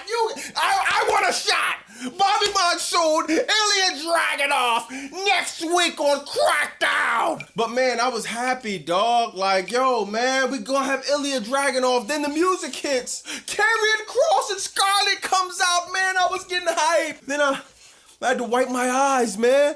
Oh, shit. That's Aleister Black and Zelina Vega once again. Lazy Levesque. Copy, paste, copy, paste, copy, paste. He literally took Karrion Kross playbook. He literally took the template for Karrion Kross and Scarlett and pasted it, bang, on Aleister Black and Zelina Vega. And we're supposed to be putting this over, right? We're supposed to be saying this is great, right? It's a load of crap. And what happens? At the end of the match, Damian Priest comes out, distracts Aleister Black. Aleister Black loses, right? He got his glasses on. He takes his glasses off. He got this makeup on his face because he got hit with the fire. It's like, no one cares about this feud, bro. No one asked for Damian Priest and Aleister Black. Nobody wants Damian Priest and Aleister Black. What are we doing? Now the last match, you got Drew McIntyre versus Jey Uso, man. This match was so predictable. He was just in a battle royal. He thought it was a tag team match. Got buried. Friday night, he's here. I'm pretty sure Triple H is going to get him to be booked to get buried too. But it was a no DQ match, and I thought it was kind of cool because thank God it wasn't a tag match. Thank God. So I'll take a no DQ, man. They did some good work. But the inevitable happened. He tries to jump, gets hit in the head with the chair, man. Gets up, Claymore, 1, 2, 3. It's over just like that. It wasn't over after that. Drew McIntyre takes the chair, tries to choke out Jimmy Uso. And man, like, I'm thinking Jey Uso's about to come out, man. Yeet. But nah, man. Jey Uso is going to let his brother get choked out. You had Cody Rhodes come out, start fighting Drew McIntyre. Winds up getting beat up. Drew McIntyre actually goes over one of the few times out the year Drew McIntyre actually looks strong at the end of an episode of Crackdown, man. But like I said, Triple H is taking baby steps, man. Was Crackdown a good show? I think not.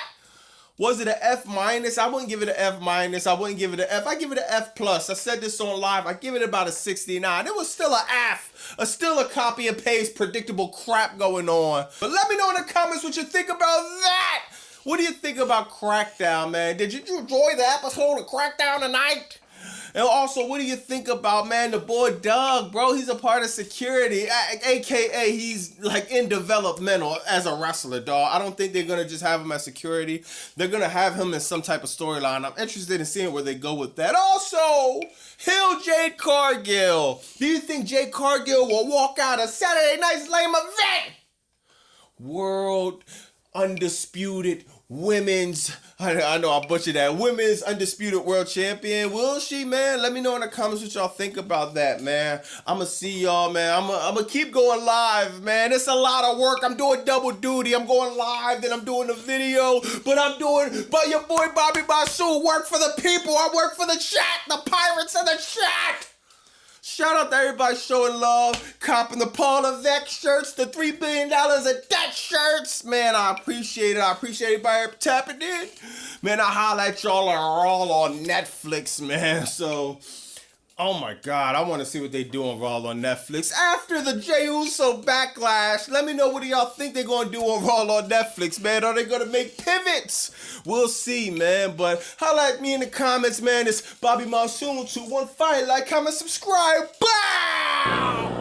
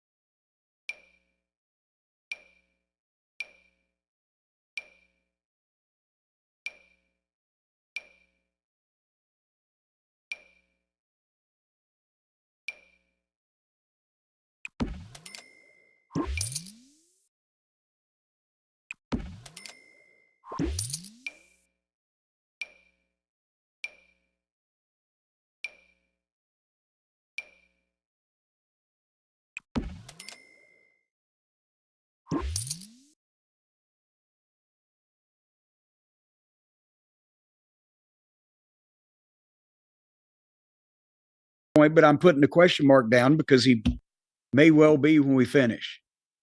Jim, born June of 62, 22 years old. Brad Armstrong. 22. And again, Brad was always good. And in, what was it, 80 and 81, he was just so darn skinny. But then he really started working out. And by the mid 80s, he looked so phenomenal physically. His work was so smooth. All the guys wanted to work with him. You know, everybody loved him as a worker. He had gotten pushes in Alabama and Georgia and Knoxville by that point in time and was in main events. He didn't draw the money nationally that a lot of these guys would go on to do. But goddamn, he's so fucking good. I think, do you have to put him on the list? And again, in How 84, can you not put, yeah, I mean, 84, he had a good little run in Georgia, right, with the Mr. R thing with Tommy Rich. yeah. You know, he was used pretty good. You know, is he in the top 20? Again, I guess if you were making this list in 84, you're kind of projecting what you think 85 or 86 could be. Do you want to put him on the list or put him as a question mark? Well, let's put a question down there. Check question. Okay, Brad Armstrong, question mark. Boris Zukov, 25 years old. He was still Jim Nelson, wasn't he? He'd been Jim Nelson in 83. That's right. I guess he may have still been. I'm not exactly sure, actually. So he'd go on to be a different person, but for the sake of this list, he didn't actually exist yet. 26 years old, and I guess you could argue 1984 was the year the world discovered him, the world of wrestling. Bobby Eaton. Well, I think it's no secret. I would have put a check mark here, but if we're going by 1984, he's part of the team that drew record money in one of the largest territories in the country. So that applies. And again, he's another guy. Everybody wanted to work with him because he wouldn't hurt him and he made him look like $1 million and it was a night off. And so in the ring and respect from peers and drawing money. I think Bobby Eaton's a check mark. Also from the 84 Mid-South roster, 23 years old, Buddy Landell. He would turn 24 in August. Boy, Buddy, he was just starting to get used in Louisiana in 84 with the thing with Butch Reed and being the, you know, Eddie Haskell to Butch. Watts loved him. Dundee loved him. Dusty loved him. Between 83 and 85, Buddy not only was a phenomenal worker, he was in shape, he could fucking talk, and everybody was wanting to use him. And his shit looked phenomenal. And then he lost control of himself.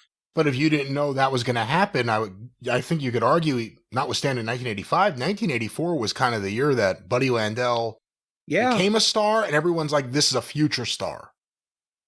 And so I think you have to put him on the list of 1984 because if he hadn't done to himself the things he did to himself, he would have been figured into the Crockett run in the 80s and he would have been used on top.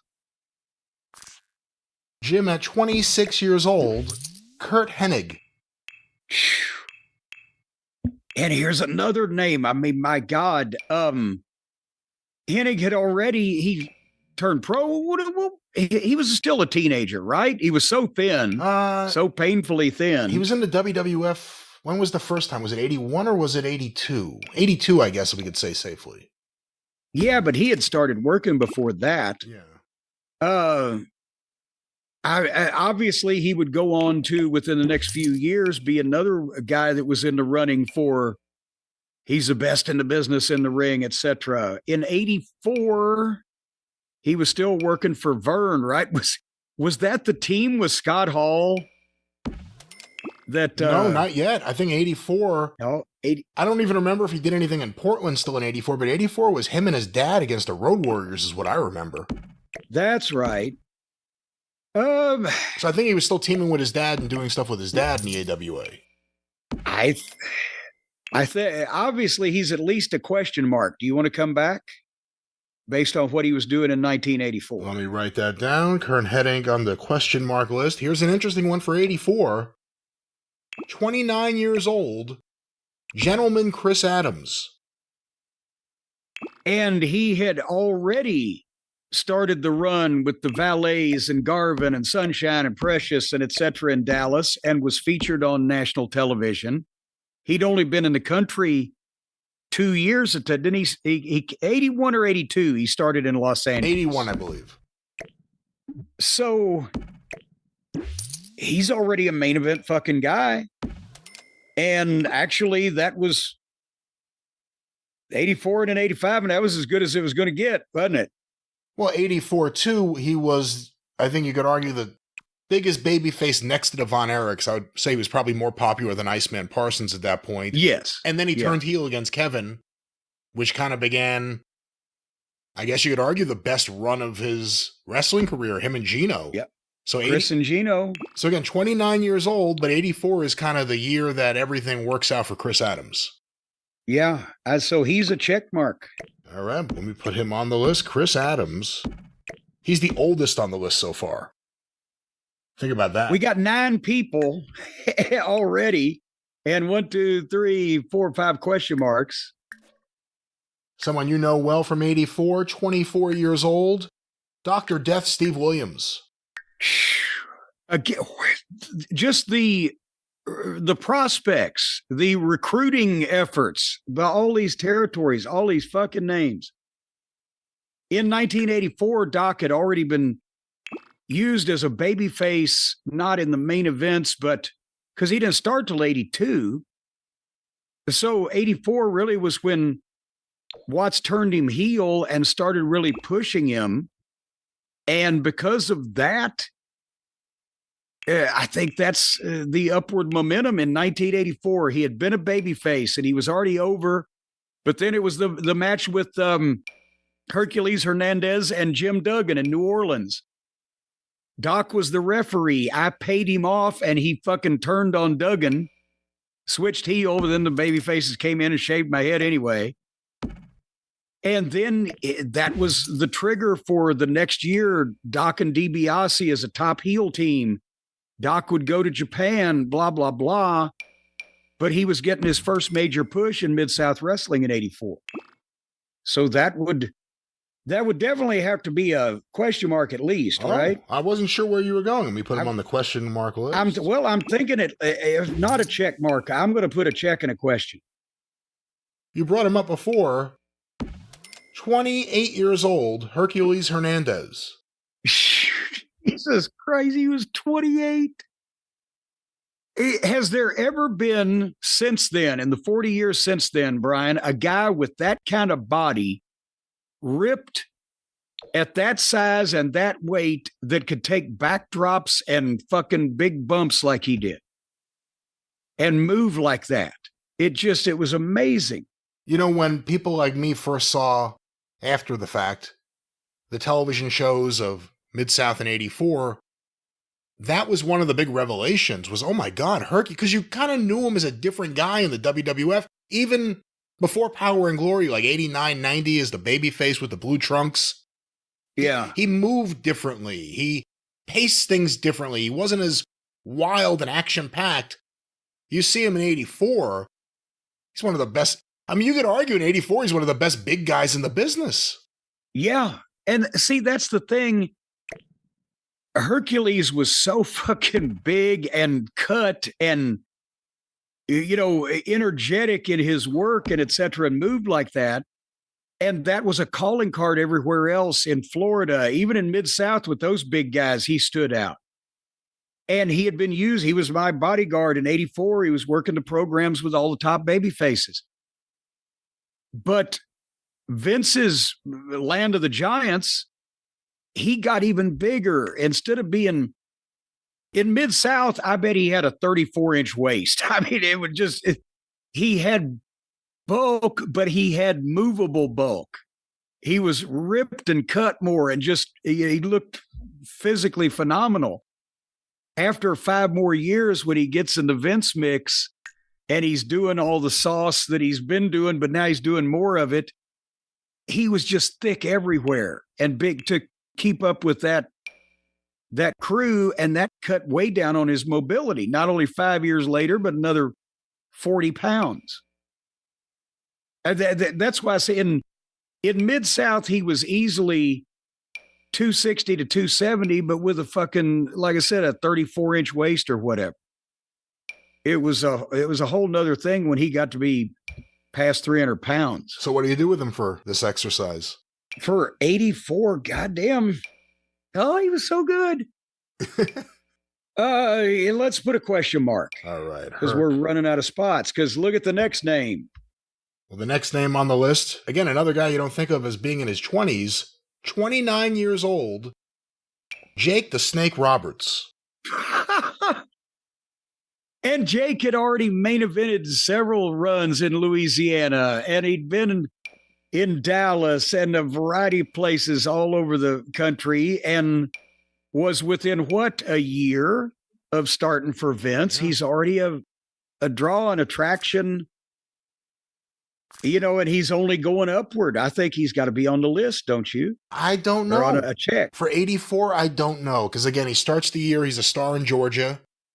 He has the feud at Ron Garvin. The end of 83, he's in the Legion of Doom, but 84, he's in Georgia. Then he goes to Dallas, where he wasn't the top heel as part of the group. He was kind of mixed in with Gino and Chris, but they were clearly slotted above him.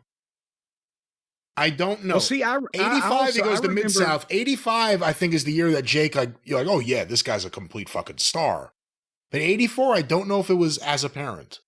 Okay, well, let's give him a question mark. But I remember he was also making shots for Mid-South when he was in Dallas in 84, because he was on some shows we were on. So he was still bouncing around in demand.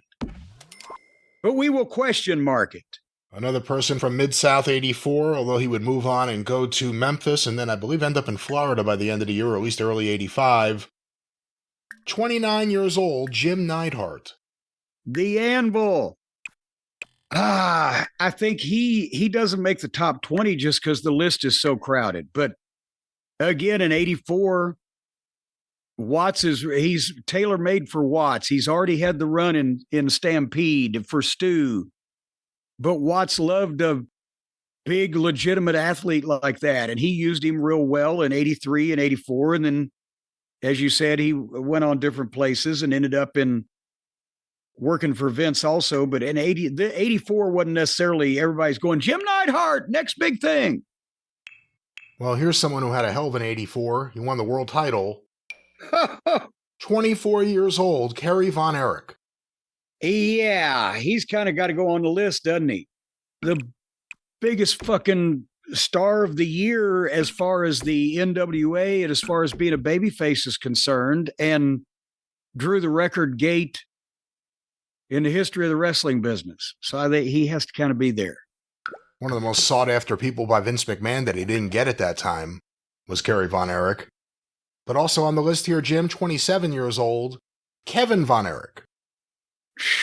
Boy, he was, again, had drawn nothing but money for the previous few years in Dallas. We've been talking about Dallas lately and how the Von Erich boys turned it around, where they were doing almost no money in that territory in the late 70s. Geez, does Kevin get on this list just because it's so crowded? And Kerry sapped a lot of his steam that year, but he's still a major fucking name. He's been to Florida. He had that run in Georgia in the early 80s. People had seen him on a couple of different nationally broadcast shows, Georgia and the syndication. Or, I mean, is he a check mark? This is getting crowded. Again, I think Kevin is a candidate up until at least 85. 84, Number 2 babyface, you could argue, to his brother. Big star, super over. Has the feud with Chris Adams. I brought it up for Chris Adams. Got to bring it up for Kevin Von Erich because it was a great feud. Had that big match at the Cotton Bowl where he gave Chris Adams, after he beat Chris Adams, like, I'm going to give you a chance, do the right thing. He'd come in and then Chris Adams super kicked him and kicked the shit out of him and hospitalized him. But I think if Kevin Von Erich is going to be on the list, I mean, 83 and 84, 83 is definite, 84 and 85, I might do it.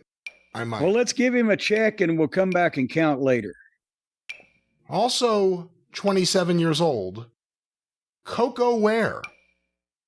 Coco. Coco started when he was, let's see, he started in 1977, so he was 20 years old. At that point, he had 7 years of experience. He had been a underneath babyface in Memphis, but then they used him on top against Lawler as a heel, managed by Jimmy Hart. He and Bobby Eaton were the Southern Tag Team Champions. But he had mostly stayed in Memphis at that point, and really he wouldn't get the National Birdman thing for a while yet. So I don't think Coco's a gimme for the top 20. But actually, it's amazing that his best years in the ring were, let's see, he was between 23 and 26. Because once he left Memphis and went to New York, he never had another good match. But he was goddamn awe-inspiring in Memphis. Just how good were him and Bobby Eaton live as a team? Almost as good as Bobby Eaton and Dennis Condrey. It's just you didn't have Dennis to steer the ship, but Coco could do wilder things off the top rope sometimes than Bobby did. So it was a whole different kind of thing. Jim, another interesting name that you never think of as being in his 20s. At 26 years old, the Barbarian, although he may still have been Conga the Barbarian at this point. Maybe he was King Conga that year. Yeah, again, what a talent. And people remember him to this day. Incredible size, the way he could move. He's crowded by the names on the list. And at that particular point, I think he was never featured as a main event level guy on his own, but he was in a lot of heel factions. But yeah, I think he gets crowded off. Jim, at 25 years old, someone you know well from Mid-South Wrestling, and again later in the NWA for Crockett Promotions, Crusher Khrushchev, Barry Darso. Who would also later on become the Repo Man and then Demolition with Bill Eadie. That's right. Smash. You know, this was the year he was getting his first push from Watts when he became a Russian sympathizer. And he was still, at that point, Crusher Darso, but he was making the transition that he would then take to Crockett, Crusher Khrushchev. But boy, he was getting a push too. And Barry wasn't yet really a polished performer because he'd only been working a couple of years at that point. But I think he's crowded out because of the company here. And friends, we will continue on with this list in a moment, but first, a very special message for you. Boy, I tell you what, Brian, back in 1984, they didn't have the internet and the smartphones and the video games and all the things to keep you occupied, like on long car trips or long times in a dressing room. If I hadn't have been a boy, I wouldn't have had nothing to play with. But can you imagine how much fun that we would have had if we had the Raycon wireless earbuds? Then we could have listened to our music and our radio shows. We could have listened to Paul Harvey tell us the rest of the story back in 1984 on the Raycon earbuds. And have you heard about what's going on now? The new Raycon earbud, the Essential Open earbuds. You can play your music and still hear what's going on. Because the regular earbuds, Brian, they block out everything. You can't hear somebody screaming, "Hey, Brian!" or the car horn or the bread truck bearing down on you. But these sit just outside the ear canal. They're in an ear canoe in the canal. And you get the really clear sound, but you can hear what's happening around you. They're really light. The ear hook rotates so they stay in. They don't fall out. And again, the open ear design with the breathable fit and the multi-angular hook.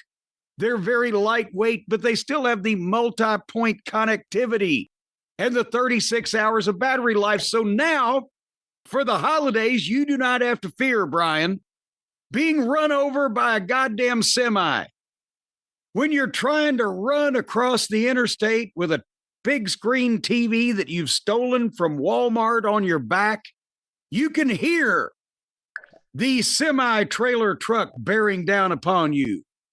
Well, again, we don't want to encourage theft or anyone committing theft or running from the theft you committed. You're listening to anything with... Well, you don't want to encourage people being run down, do you? Why don't we focus on other examples? Imagine how much more efficient the Midnight Express would have been in 1984 if they had Raycon earbuds, didn't have to listen to you in the car. You know, the essential open earbuds are here for the holiday season, and they're selling fast. Raycon audio products, ladies and gentlemen, are up to 20% off this holiday season. What you do is you go to buyraycon, BUYRAYCON, buyraycon.com/JCE Open. JCE Open, because they are the new open earbuds, not the classic everyday earbuds. JCE Open at buyraycon.com. You will save up 20% this holiday season, and you won't get run over by a truck. And think about it. If you're one of the people who, unfortunately, there was an epidemic of this several, I guess 20 or 30 years ago, a lot of grandmothers got run over by reindeer. You'll be able to hear the reindeer coming too. They honk like Buicks. They make that noise. You will not get run over like grandma did this holiday season. Once again, great earbuds, great gifts for people you love and care about. We all love them here in my house, and we're sure you'll love them too. Raycon, one final time, Jim, that promo code. Buyraycon.com/JCE Open. Well, Jim, let's get back to this list as we compile the top 20 wrestlers in their 20s for 1984. At 20 years old, although he began the year at 19, Mike Von Erich. Yeah. Well, there's no need to malign the poor fella, but no. Another interesting one here. 25 years old, Michael P.S. Hayes. He's got to be a check mark. I mean, at that point, the only difference between him and Gordy was a phenomenal worker and Michael's in-ring work was passable at best. But everything else about Michael, the ideas, the gimmick, the fucking promos, the aura, they did as much to bring rock and roll music to wrestling as anybody else. So, yeah, he's got it. And they'd drawn record houses in, again, Louisiana, Georgia, Dallas, sold out Reunion Arena, on and on. So I don't see how you can't, right? I agree. Jim, at 24 years old, Marty Jannetty. Marty was already a pretty good daggum worker. He'd been around for a couple of years at that point, but he hadn't really been, he was getting used in like the central states, Kansas City, whatever. The Uptown Boys, him and the fake Tommy Rogers, Tommy Lane. Yes. And so, you know, not yet. Here's an interesting one.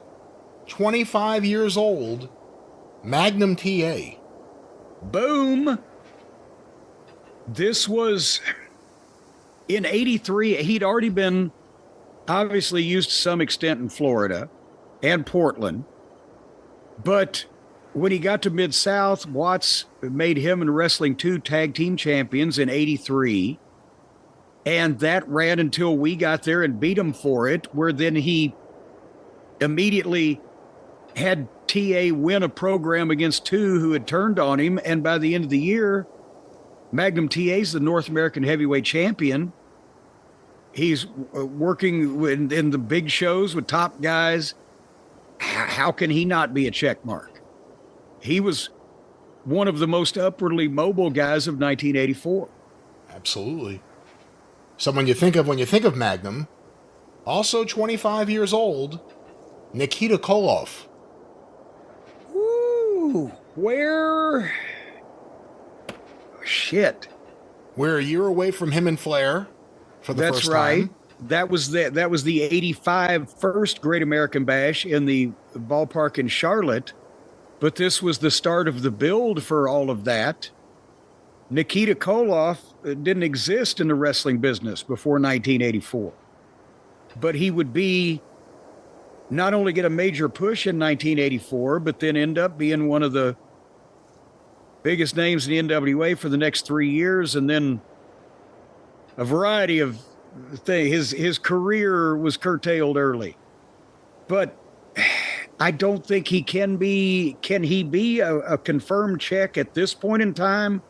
Because it's not 85, or does he have to be a question mark? I think I would wait till 85 just because he was the biggest he ever was in 84, but he was kind of Uncle Ivan's secret weapon more than someone doing a lot yet. It's interesting, though, looking at this list and specifically the idea of what wrestlers were in their 20s then versus now. The guys who came out of Minnesota, who weren't the kids of wrestlers, none of them were, young. It wasn't like a bunch of 19-year-old kids getting trained by Eddie Sharkey. They were already in their 20s. Yeah, well, no, they'd already had time to be bodybuilders and flunk out at football and become bouncers and realize that probably wasn't a great career path. And then about 23, 24 years old, boom, here we go. But you could tell, see, that was the divide in the locker room at that point between the guys that had started when they were, as soon as they were legally able, as early as teenagers, the Gordys and Bobby Eatons of the world, and that had been fans and watched it, and they were the polished performers. But the muscle heads, as he used to call them, the guys from Minnesota, the guys with the bodies, the look, and it's been around since wrestling's been around. The freaks, the blimps, the weirdos, the muscle guys fit into the freak category at one point because there weren't that many of them. And when the Road Warriors hit and Vince started pushing Hogan, that became the thing. And then the guys with the bodies got chances. Dusty was smart. He could make something out of Nikita. Will tell you, he didn't know what the fuck was going on when he first got there. But Dusty took Nikita and in a year had 25,000 people in a ballpark to see him against Flair on the nation's birthday. And then he took Big Bubba, who is not even on this list because he hadn't even wrestled yet. But in 2 years, he'd see a job guy and give him a gimmick and give him a push. And within 9 months, he's, sold out Pittsburgh against Dusty, 16,000 people, and set a record. And he's working in ballparks. You could take the guys but for every Road Warriors tag team, there was a Big Al Blake, Vladimir Pietrov, or, the Master Blasters. All the bodies didn't work out, but if they had any concept and any talent, a good booker like Dusty or Vince or whoever the fuck could draw money with them. Well, Jim, here's another interesting one.